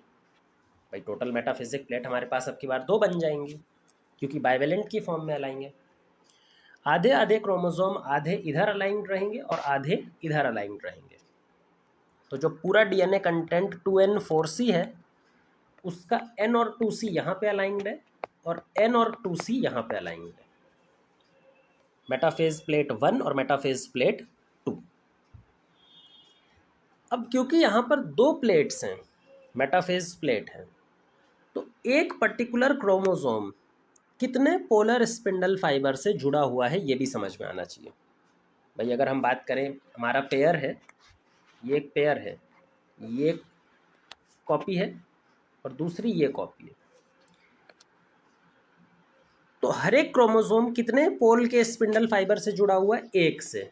ये वाला इस वाली साइड के स्पिंडल फाइबर से जुड़ा हुआ है और दूसरा वाला इस वाले स्पिंडल फाइबर पोलर फाइबर से जुड़ा हुआ है। अगर यहीं पे माइटोसिस की बात करते हैं तो माइटोसिस में अलग हो जाता है। माइटोसिस में हर एक क्रोमोसोम दोनों साइड के पोल से जुड़ा रहता है, पोलर फाइबर से, पोलर स्पिंडल फाइबर से जुड़ा हुआ दिखाई पड़ेगा। लेकिन मियोसिस की बात करें तो मियोसिस में हर एक क्रोमोसोम सिर्फ एक पोलर स्पिंडल फाइबर से, या तो इससे या तो इससे जुड़ा रहेगा। तो ये कुछ फर्क होते हैं मियोसिस और माइटोसिस में। इसके क्वेश्चन भी हम करेंगे, तो इसका नंबर हमेशा याद रखना, n और c। जैसे अगर हम अपनी बात करें, हमारे अंदर अगर मान लो मेटाफेज 1 है, तो एक मेटाफेज प्लेट पर कितने क्रोमोसोम जुड़े हुए रहेंगे, 23 क्रोमोसोम। हमारे पास में टोटल 46 होते हैं, 2n = 46। उसमें से 23 इधर जुड़े हुए रहेंगे एक मेटाफिजिक प्लेट पे और 23 इस वाली मेटाफिजिक प्लेट पे रहेंगे। ठीक है, ये समझ में आना चाहिए। अच्छा, एक और चीज़ यहाँ पे आपको ध्यान रखनी है कि वेरिएशन का जो दूसरा सोर्स है मियोसिस का, वो मेटाफेज पर क्रोमोसोम का अरेंजमेंट है। ये जो मेटाफेज में क्रोमोसोम अरेंजमेंट हो रहा है ना, वो भी एक वेरिएशन का सोर्स है इन द मियोसिस। ये कैसे वेरिएशन का सोर्स है भाई? क्योंकि ध्यान से देखो, क्या यहाँ पे दो अलग अलग मेटाफेजिक प्लेट है, और जो क्रोमोसोम है, ये वाला क्रोमोसोम इस वाली मेटाफेज प्लेट पे भी हो सकता है और इस वाली मेटाफेज प्लेट पे भी हो सकता है। दो पॉसिबिलिटी है ना भाई, या तो इधर होता या तो इधर होता, दोनों पॉसिबिलिटी सही है। इसका मतलब इसके इस क्रोमोसोम के लिए, क्रोमोसोम 1 के लिए कितनी पॉसिबिलिटी अरेंजमेंट की? दो डिफरेंट पॉसिबिलिटी। क्रोमोसोम 2 के लिए बताओ, क्या इसके लिए भी दो डिफरेंट पॉसिबिलिटी है? ये पीला वाला इधर हो सकता था मेटाफेज 2 पर, प्लेट 2 पर, या फिर प्लेट 1 पे हो सकता था। क्या इसके लिए भी दो डिफरेंट पॉसिबिलिटी है? बिल्कुल दो डिफरेंट पॉसिबिलिटी है। इसका मतलब मेटाफेज 1 पे क्रोमोसोम के अलाइनमेंट या फिर अरेंजमेंट को लेकर के हर क्रोमोसोम के पास में दो पॉसिबिलिटीज़ हैं। जितने भी क्रोमोसोम है, दो पॉसिबिलिटीज़ हैं। तो अगर total number of possible arrangement की बात करें, अगर हम यहाँ पर total number of possible arrangement,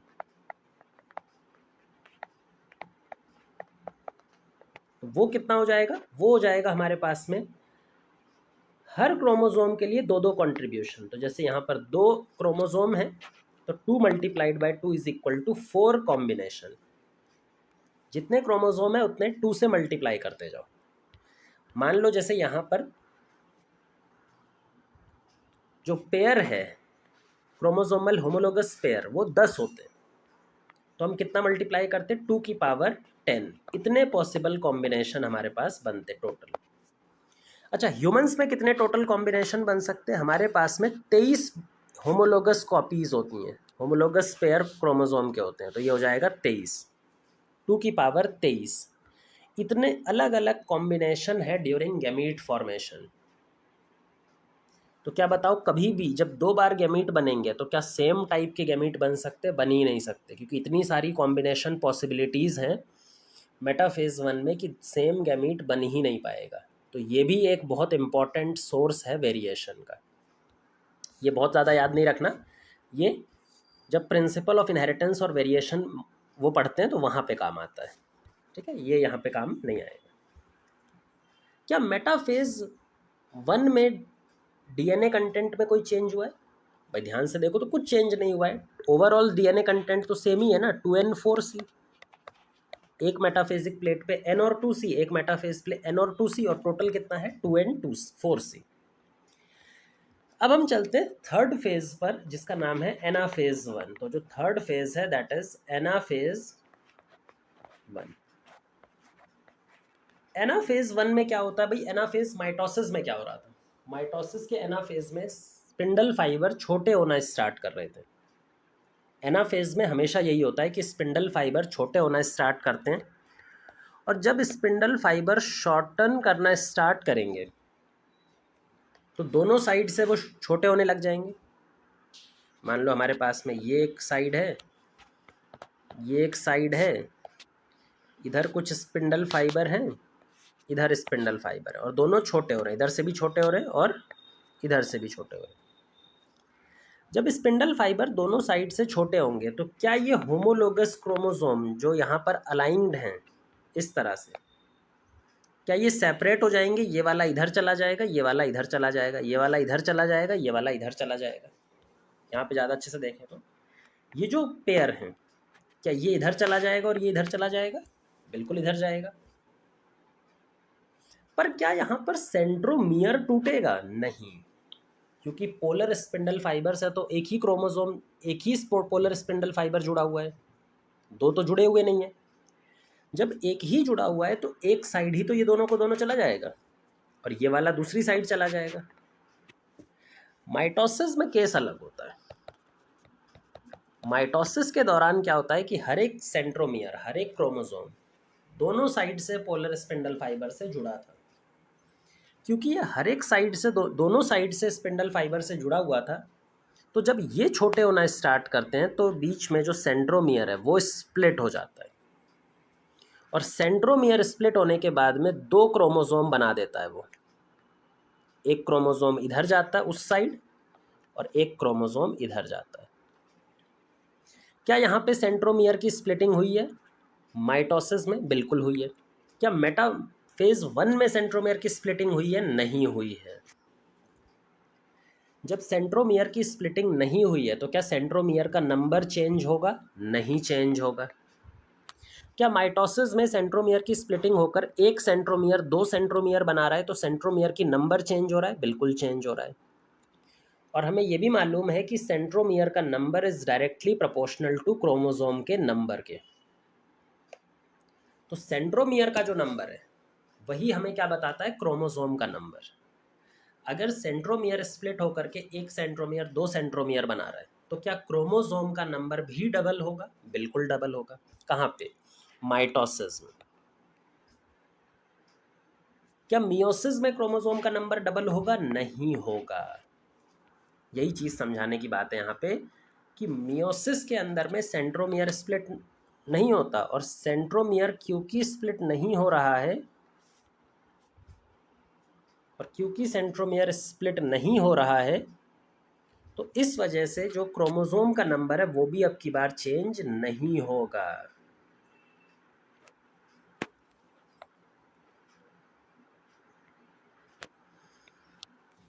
यहां पर सिर्फ और सिर्फ क्या चेंज आएगा? होमोलोगस क्रोमोसोम सेपरेट हो जाएंगे। होमोलोगस क्रोमोसोम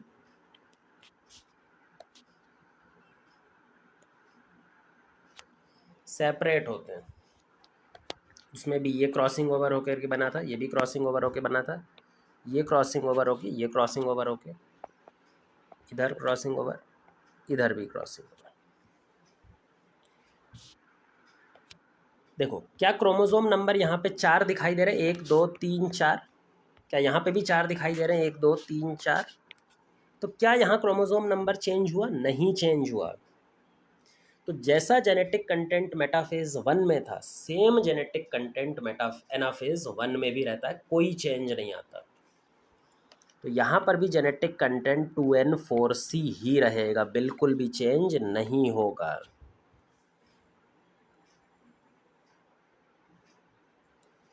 मेटाफेज से एक और यहाँ पर डिफरेंस आता है कि जब मेटाफेज में, माइटोसिस के मेटाफेज में, जब क्रोमोसोम अपोजिट पोल पर जा रहे थे तो हर एक क्रोमोसोम के पास में कितनी आर्म थी? 2। भाई एक, क्योंकि सेंट्रोमियर तो स्प्लिट हो गया तो हर एक क्रोमोसोम इस फॉर्म में जा चुका है, तो हर एक क्रोमोसोम के पास में 2 आर्म थी। एक आर्म ये, एक आर्म ये, एक आर्म ये, एक आर्म ये। तो 2 आर्म इधर है इस वाले पे, 2 आर्म इधर है इस वाले पे। लेकिन अब की बार तो सेंट्रोमियर स्प्लिट हुआ ही नहीं, तो हर एक क्रोमोसोम के पास कितनी आर्म है? 4। 1 2 3 4, 2 क्रोमेटिड्स और 4 आर्म। ये एक क्रोमेटिड है, इसके 2 आर्म्स हैं, ये एक क्रोमेटिड है, इसके 2 आर्म्स हैं। सो यहाँ पे हर एक क्रोमोसोम के पास में 2 क्रोमेटिड्स जो कि सिस्टर क्रोमेटिड्स हैं। यहाँ पर सिस्टर क्रोमेटिड्स सेपरेट नहीं होंगी, और सिस्टर क्रोमेटिड 2 होने के बाद में 4 आर्म्स देखने को मिलेंगी। हर क्रोमेटिड में 2 आर्म्स, तो टोटल 4 आर्म्स देखने को मिलेंगी, और ये अपोजिट पोल पे जाता हुआ दिखाई पड़ेगा। अच्छा, एक पोल पर जो जा रहा है इसके अंदर कितना जेनेटिक कंटेंट है? N और 2C। ये जो दूसरे पोल की तरफ जा रहा है इसके अंदर जेनेटिक कंटेंट कितना? N और 2C। टोटल हमारे पास में 2n4C सेम रहेगा। तो कई बार क्वेश्चन एक पोल को रिस्पेक्ट में भी आता है कि भाई एक पोल में कितना जेनेटिक कंटेंट जा रहा है? N और 2C। दूसरे में N और 2C, टोटल 2n4C।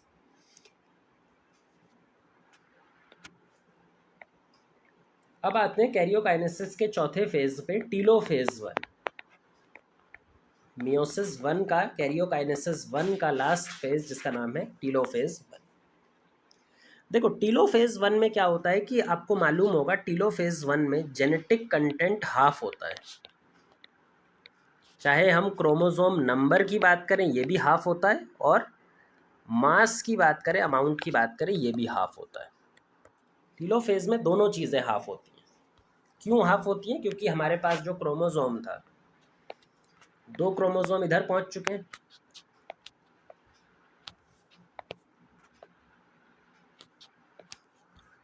और 2 क्रोमोसोम इधर पहुंच चुके हैं।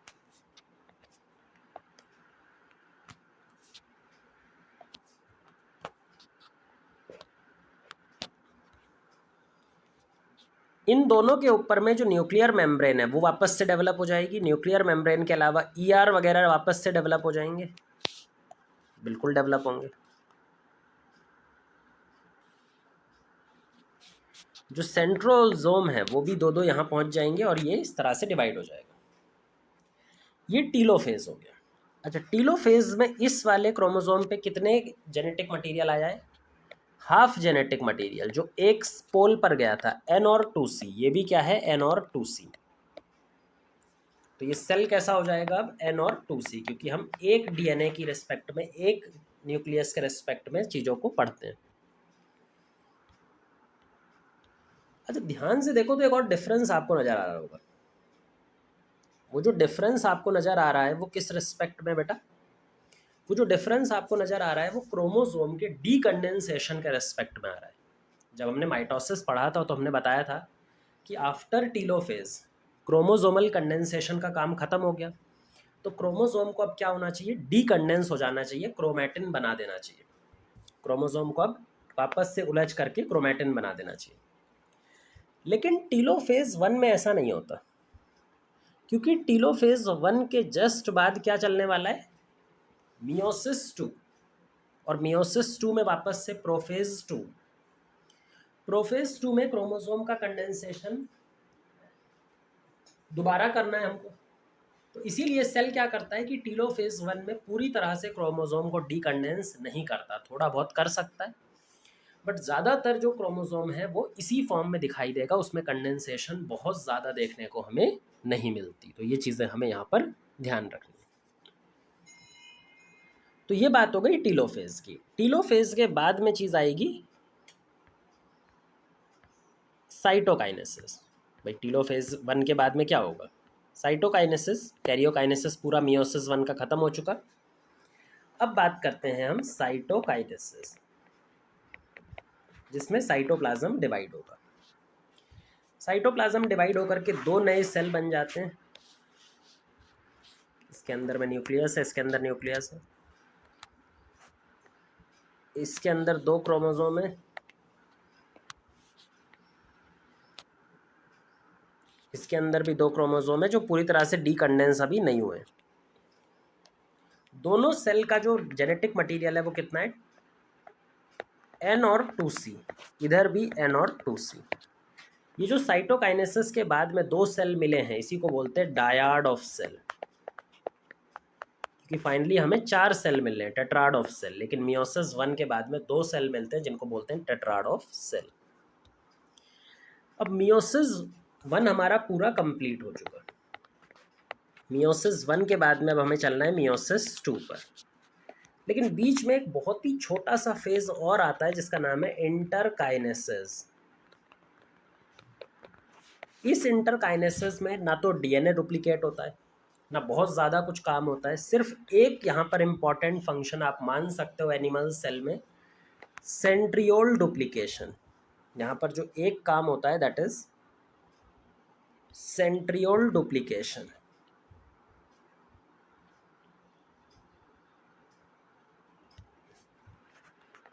सेंट्रियोल डुप्लीकेशन, क्योंकि नेक्स्ट साइकिल में जाने से पहले दोनों जो डायड ऑफ सेल के दोनों सेल हैं, इनको अपना अपना सेंट्रियोल चाहिए ताकि ये दोबारा से डिवाइड कर सकें। तो जो दोनों सेंट्रियोल हैं वो डुप्लीकेट होकर के 2 बन जाते हैं और इनको आगे फर्दर मियोसिस 2 परफॉर्म करने में हेल्प हो जाती है। तो ये हो गया हमारा मियोसिस 1 कंप्लीट। अब हम बात करते हैं मियोसिस 2 की। तो अब मियोसिस 2 कैसे होगा? मियोसिस 2 पे हम डिस्कस करते हैं। मियोसिस 2 या फिर M2। मियोसिस 2 भी सेम माइटोसिस जैसा ही डिवीजन होता है, ठीक है। तो मियोसिस डिवीजन को भी आप इक्वेशनल डिवीजन या फिर माइटोसिस जैसा मान करके सॉल्व कर सकते हैं। जितना भी आपने माइटोसिस में सॉल्व किया होगा सब कुछ यहाँ पर एप्लीकेबल होगा। ठीक है, तो ये बहुत ज़्यादा हमें नहीं पढ़ना, जो भी हमने माइटोसिस में पहले ही पढ़ रखा है सब कुछ यहाँ पर लग जाएगा। अब मियोसिस में जो सेल एंटर करने वाला है वो कहाँ से आया है? माइटोसिस से आया है, मतलब मियोसिस 1 से आया है। इसकी प्लॉइडी कितनी है? N और 2C। ठीक है, दोनों सेल हमारे ऐसे ही हैं जो डायड ऑफ सेल हैं, N2C और N2C। ये एंटर करेंगे और ये डिवाइड करके 2 नए सेल बनाने वाले हैं। ये भी 2 सेल का प्रोडक्शन करेगा और ये भी 2 सेल का प्रोडक्शन करेगा। ठीक है, इसमें भी पहले कैरियोकाइनेसिस होगा, मतलब पहले तो न्यूक्लियस का डिवीजन करेंगे ये, और न्यूक्लियस का डिवीजन खत्म होने के बाद में साइटोकाइनेसिस करेंगे। तो दोनों बिल्कुल ऑर्डर में ही चलेगा, पहले कैरियोकाइनेसिस और उसके बाद में साइटोकाइनेसिस। कैरियोकाइनेसिस में भी ऑर्डर फॉलो होगा, प्रोफेज 2 सॉरी, मेटाफेज 2, एनाफेज 2 और last telophase 2। Prophase 2, metaphase 2, anaphase 2 और लास्ट टीलोफेज 2, और उसके बाद में साइटोकाइनेसिस हो जाएगा। यहाँ पर जो प्रोफेज 2 है वो काफ़ी छोटा होगा कंपैरेटिवली प्रोफेज 1 के, वो उतना कॉम्प्लेक्स अब नहीं होता, सिर्फ और सिर्फ यहाँ पे क्रोमोसोमल कंडेंसेशन होगा। तो यहाँ पे क्रोमोसोम कंडेंस हो जाएगा। क्रोमोसोम कंडेंस होने के बाद में जो न्यूक्लियर मेम्ब्रेन वगैरह है सब गायब हो जाएगी और क्रोमोसोम कंडेंस होकर के हमें वापस से दिखाई पड़ने लगेगा। तो यहाँ पे हमारा क्रोमोसोम कंडेंस हो गया। अभी क्रोमोसोम के ऊपर ध्यान से देखो, तो जो दोनों क्रोमोसोम हैं उनके पास 2-2 क्रोमेटिड्स हैं, मतलब N और 2C। स्पिंडल फाइबर यहाँ पे अरेंज हो गया, इधर भी स्पिंडल फाइबर अरेंज हो गया। इसको बोलते हैं मियोटिक एपरेटस। नेक्स्ट फेज आएगा, सेकंड फेज, मेटाफेज 2। अब मेटाफेज 2 में क्या होगा? सारे के सारे क्रोमोसोम जाकर के इक्वेटर पे मेटाफेज प्लेट पे अलाइन हो जाएंगे। ये जाकर के कहाँ पे अलाइन हो जाएंगे? सेंटर में मेटाफेज प्लेट पे।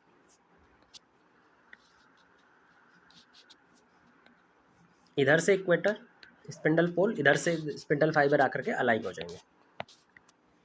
अच्छा, ध्यान से समझना यहाँ पे अब की बार, यहाँ पर कितनी मेटाफेजिक प्लेट बन रही है अब की बार इक्वेटोरियल प्लेन पे? मेटाफेज 2 में सिंगल मेटाफेजिक प्लेट बनती है। यहाँ पर सिर्फ एक सिंगल मेटाफेजिक प्लेट बनने वाली है, जबकि अगर हम मेटाफेज 1 की बात करें तो वहाँ पे 2 मेटाफेज प्लेट बनी थी। यहाँ पे सिंगल मेटाफेजिक प्लेट बनने वाली है, एक सिंगल मेटाफेजिक प्लेट। ये हमें ज़रूर ध्यान रखना है, यहाँ पे एक ही मेटाफेजिक प्लेट हमारे बन करके देगी। और जितने भी क्रोमोसोम हैं, कितने क्रोमोसोम? N2C।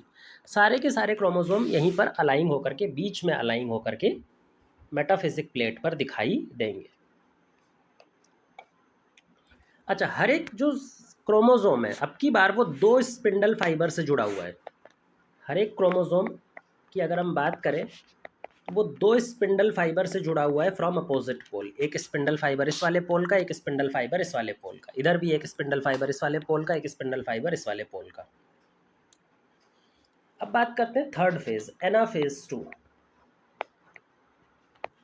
एनाफेज 2, तो जो एनाफेज 2 होगा, आपको मालूम है स्पिंडल फाइबर छोटे होंगे, इधर से भी छोटे होंगे, इधर से भी छोटे होंगे, और छोटे होने की वजह से, क्योंकि हर एक क्रोमोसोम 2 स्पिंडल फाइबर से जुड़ा हुआ है, एक इस एंड से और एक उस एंड से, तो जब दोनों साइड से हम उनको खींचेंगे तो जो सेंट्रोमियर था वो यहाँ पे स्प्लिट हो जाएगा।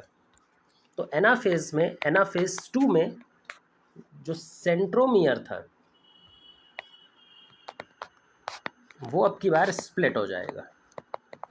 अच्छा, सेंट्रोमियर स्प्लिट होने से क्या क्रोमोसोम का नंबर डबल होगा? हाँ, तो यहाँ पर क्रोमोसोम का नंबर डबल हो जाएगा, इंक्रीज हो जाएगा। जैसे अगर हम बात करें यहाँ पे एक क्रोमेटिड इधर, एक क्रोमेटिड इधर, इधर, तो अब की बार क्रोमेटिड्स डिवाइड कर गए।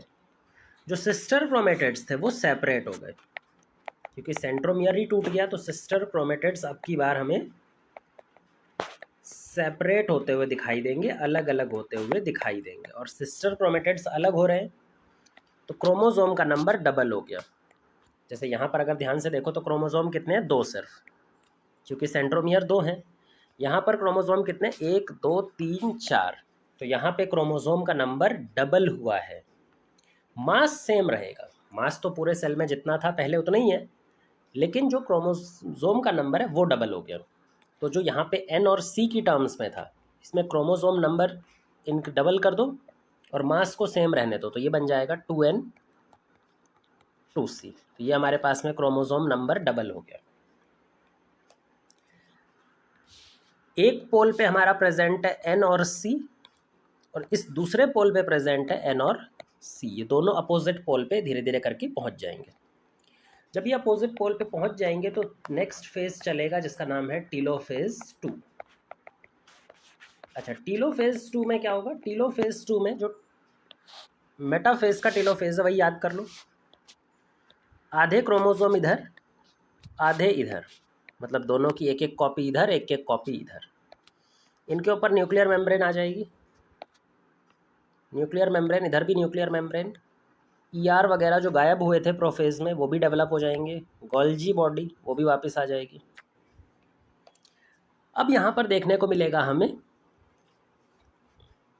क्रोमोसोम का हाफ। जैसे हमने आपको पहले भी बताया है कि टीलोफेज में जेनेटिक कंटेंट पूरा हाफ होता है। टीलोफेज में दोनों चीज़ें हाफ होती हैं, क्रोमोसोम नंबर भी हाफ होता है और डीएनए कंटेंट भी हाफ होता है। तो यहाँ पे क्रोमोसोम नंबर भी और डीएनए कंटेंट भी एन और सी होगा, दोनों हाफ हो जाते हैं। और इसके साथ में हमारा जो मियोसिस 2 का कैरियोकाइनेसिस फेज था वो कंप्लीट हो गया। अब कैरियोकाइनेसिस के बाद में हमें पढ़ना है साइटोकाइनेसिस। ये दोनों सेल साइटोकाइनेसिस परफॉर्म करेंगे और 2 नए सेल बना देंगे, एक सेल ये और एक सेल ये। इनके पास अपना अपना न्यूक्लियस है जिसके पास जेनेटिक कंटेंट कितना है, एन और सी, इधर भी एन और सी। अब ये तो हमने एक सिंगल सेल के लिए बात की है भाई। जब मियोसिस 1 हुआ था तो कितने सेल बने थे मियोसिस 1 के बाद, 2 सेल। दोनों सेल मियोसिस 2 में एंटर किए। तो जैसा ये काम इस सेल के लिए जो हमने पढ़ा है मियोसिस 2 हुआ है, सेम इस सेल के लिए भी तो होगा। ये 2 हैप्लॉइड सेल बना रहा है, तो क्या ये भी तो 2 हैप्लॉइड सेल बनाएगा, बिल्कुल। तो टोटल 4 सेल बनेंगे, चारों के चारों हैप्लॉइड रहेंगे, जेनेटिक कंटेंट में भी और क्रोमोसोम नंबर में भी। इसके अलावा एक और चीज़ याद रखनी है, इसको बोलते हैं टेट्राड ऑफ सेल। जैसे हमने मियोसिस 1 के बाद डायाड बोला था, इसको बोलते हैं टेट्राड ऑफ सेल। और ये जो चारों सेल हैं टेट्राड के, ये ना तो आपस में सेम होते हैं, इनका जेनेटिक कंटेंट आपस में भी डिफरेंट होता है, ये आपस में भी सेम नहीं होता, और ये पेरेंट से भी सेम नहीं होता। तो जो सेल हैं डॉटर सेल, ना तो ये आपस में सेम होते हैं और ना ही ये पेरेंट सेल से सेम होते हैं, इसी को बोलते हैं वेरिएशन। तो मियोसिस का एक बहुत बड़ा हाथ होता है वेरिएशन लाने में। और वेरिएशन हमने देख ही लिया, रिकॉम्बिनेशन की वजह से आ रहा था, और दूसरा वेरिएशन आ रहा था मेटाफेज 1 में, जो क्रोमोसोम इंडिपेंडेंटली अरेंज हो रहे थे। तो इन दोनों की वजह से हमें वेरिएशन मियोसिस में देखने को मिलता है, और चारों में से कोई से भी 2 सेम नहीं होंगे और ना ही चारों में से कोई पेरेंट जैसा सेम होगा। तो ये वेरिएशन लेकर के आता है। तो ये बन गया हमारे पास पूरा मियोसिस। अब मियोसिस में जो याद रखने वाला है, ये तो थ्योरेटिकल कंसेप्ट हो गया। इसके बाद हम न्यूमेरिकल कॉन्सेप्ट पे चलेंगे, जिसमें जेनेटिक मटेरियल चेंज जो हो रहा है उसके बारे में कई सारे क्वेश्चन आते हैं कि मियोसिस में डिफरेंट फेज में जो जेनेटिक मटेरियल के अंदर चेंज आता है, जो जेनेटिक मटेरियल में चेंज आता है, चाहे वो नंबर की बात करें या फिर डीएनए कंटेंट की बात करें, वो मियोसिस के अलग अलग फेज में कैसे आता है, ठीक है, वो हमें डायरेक्ट याद होना चाहिए। तो एक बार हम यहाँ पर इसको लिख लेते हैं भाई। यहाँ पे फेज लिखते हैं, यहाँ पे क्रोमोसोम नंबर प्लॉइडी लिखते हैं, इसको प्लॉइडी कर दो, मतलब एन से रिप्रेजेंट करेंगे। डीएनए कंटेंट कर दो यहाँ पे। इधर एक और चीज याद रखो, नंबर ऑफ क्रोमेटिड्स पर क्रोमोसोम। एक क्रोमोसोम में कितने क्रोमेटिड्स हैं ये भी याद रख सकते हो। एक एक करके पढ़ते हैं। जीवन फेज, मियोसिस के जीवन फेज में कितनी प्लॉइडी होती है सेल की? डिप्लॉइड, क्योंकि डिप्लॉइड सेल ही मियोसिस कर सकते हैं, हैप्लॉइड सेल कभी मियोसिस नहीं करते। हर क्रोमोसोम हमें ऐसा दिखाई पड़ेगा, पेयर में रहेंगे लेकिन ऐसा दिखाई पड़ेगा। मतलब यहाँ पे एक क्रोमोसोम पे कितने क्रोमेटिड हैं? एक। ठीक है, पेयर में रहते हैं क्रोमोसोम, मतलब क्रोमोसोम 1 की 2 कॉपी, 2 की 2 कॉपी, पर हर क्रोमोसोम पे, हर सेंट्रोमियर पे ध्यान से देखो तो एक ही क्रोमेटिड हमें लगा हुआ दिखाई पड़ रहा है। इसके आगे बढ़ते हैं एस फेज में। एस फेज में क्या जेनेटिक मटेरियल चेंज होता है? बिल्कुल चेंज होता है, लेकिन सिर्फ और सिर्फ मास, मतलब क्रोमोसोम नंबर, सेंट्रोमियर नंबर तो सेम ही रहेगा, पर जो उनके ऊपर जेनेटिक कंटेंट है वो डबल हो जाएगा। तो उनके ऊपर जो जेनेटिक कंटेंट है वो हमारा डबल हो जाएगा। मतलब कि हर एक क्रोमोसोम पे कितने क्रोमेटिड सबकी बार दिखाई देंगे? 2। इसका मतलब ही यही होता है। सी का सिंपल सा मतलब है हर क्रोमेटिड पे, हर सेंट्रोमियर पे कितने क्रोमेटिड्स दिख रहे हैं। G2 फेज की बात करते हैं। G2 फेज में कोई चेंज नहीं आता, क्रोमेटिड ऐसे ही दिखेंगे। अब आते हैं मेन हमारा जो फेज है, मियोसिस 1, प्रोफेज 1, सब कुछ। प्रोफेज 1, मेटाफेज 1, कोई चेंज नहीं। प्रोफेज 1 में भी कोई चेंज नहीं, मेटाफेज में भी कोई चेंज नहीं।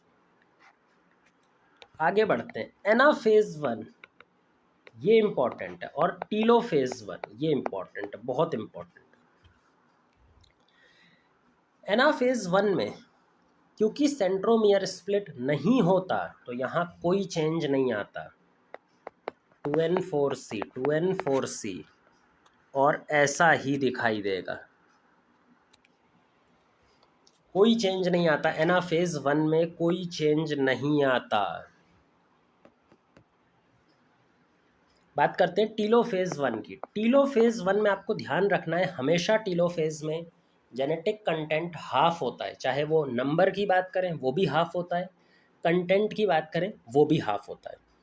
तो दोनों चीज़ों को हाफ करो, n और 2C, n और 2C। क्रोमेटिड्स कितने दिखाई देंगे? 2। एक इधर एक सेल में चला जाएगा, दूसरा दूसरे सेल में चला जाएगा, लेकिन क्रोमेटिड्स हर क्रोमोसोम पे 2 ही दिखाई देंगे अभी भी। इसीलिए ये 2C है, 1C नहीं हुआ है। अब आगे बढ़ते हैं, जो हमारा मियोसिस 2 का फेज है। मियोसिस 2 में प्रोफेज 2 कोई चेंज नहीं, जैसा है सेम चलने दो। N2C N2C N2C, मतलब यहाँ पे कैसा दिखाई देगा? ऐसा। मेटाफेज 2 में कोई चेंज नहीं, सेम, कोई चेंज नहीं, सेम। एनाफेज 2 में और टीलोफेज 2, ये दोनों इंपॉर्टेंट है। अब की बार एनाफेज 2 की अगर हम बात कर रहे हैं, अगर हम एनाफेज 2 की बात कर रहे हैं तो यहाँ पे सेंट्रोमियर स्प्लिट होता है, क्रोमोसोम नंबर बढ़ता है, क्रोमोसोम नंबर बढ़ता है। और अब की बार हर क्रोमोसोम ऐसा हो जाएगा, सिस्टर क्रोमेटिड अलग अलग हो जाएंगे। टीलोफेज 2 में सब कुछ आधा होगा, तो आधा कर दो, NC, और ये एक सेल में चला जाएगा और ये एक सेल में चला जाएगा। तो ये पूरा हमें याद रखना है जिससे हम न्यूमेरिकल क्वेश्चन कर पाए। अब बात कर लेते हैं सिग्निफिकेंस, और इसके बाद हमारा चैप्टर खत्म हो जाएगा। मियोसिस का सिग्निफिकेंस। मियोसिस का सबसे बड़ा सिग्निफिकेंस सेक्सुअल रिप्रोडक्शन को इंश्योर करना है।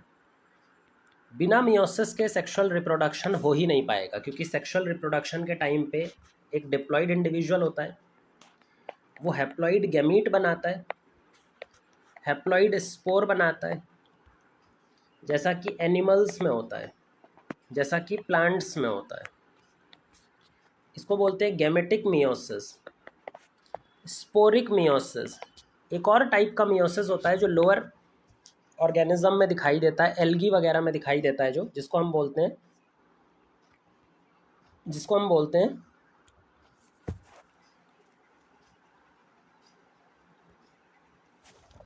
Zygotic meiosis. अगर इसको ही याद रखें, गैमेटिक मियोसिस जो एनिमल्स में सबसे कॉमन टाइप का है, तो इसका रोल क्या होता है एनिमल्स में? गैमेटिक मियोसिस का रोल होता है क्रोमोसोम नंबर को हाफ करना। भाई हाफ क्यों करना है? ताकि जब फर्टिलाइजेशन होगा तो दोबारा से डिप्लॉयड सेल ही मिले। तो across generation, 1 generation is to 2 generation is to 3 generation, generation after generation chromosome number constant रखना इसका काम होता है। तो मियोसिस और फर्टिलाइजेशन मिल करके generation after generation chromosome number को सेम रखते हैं। एक और इम्पॉर्टेंट काम है वेरिएशन। भाई सेक्सुअल रिप्रोडक्शन कोई ऑर्गेनिज्म कर ही क्यों रहा है? वेरिएशन। और वेरिएशन का सोर्स क्या है? मियोसिस। और वेरिएशन की वजह से ही इवोल्यूशन पॉसिबल हो पाता है। इवोल्यूशन में धीरे धीरे हमारे जो चेंजेस आते हैं, slow changes in organism lead to evolution. और वो स्लो चेंजेस क्यों आ रहे हैं? Because of meiosis. तो यहाँ पे हमने पूरी थ्योरी पढ़ ली है मियोसिस की। अगले वीडियो में हम मियोसिस के न्यूमेरिकल क्वेश्चंस डायरेक्टली करने जाएंगे।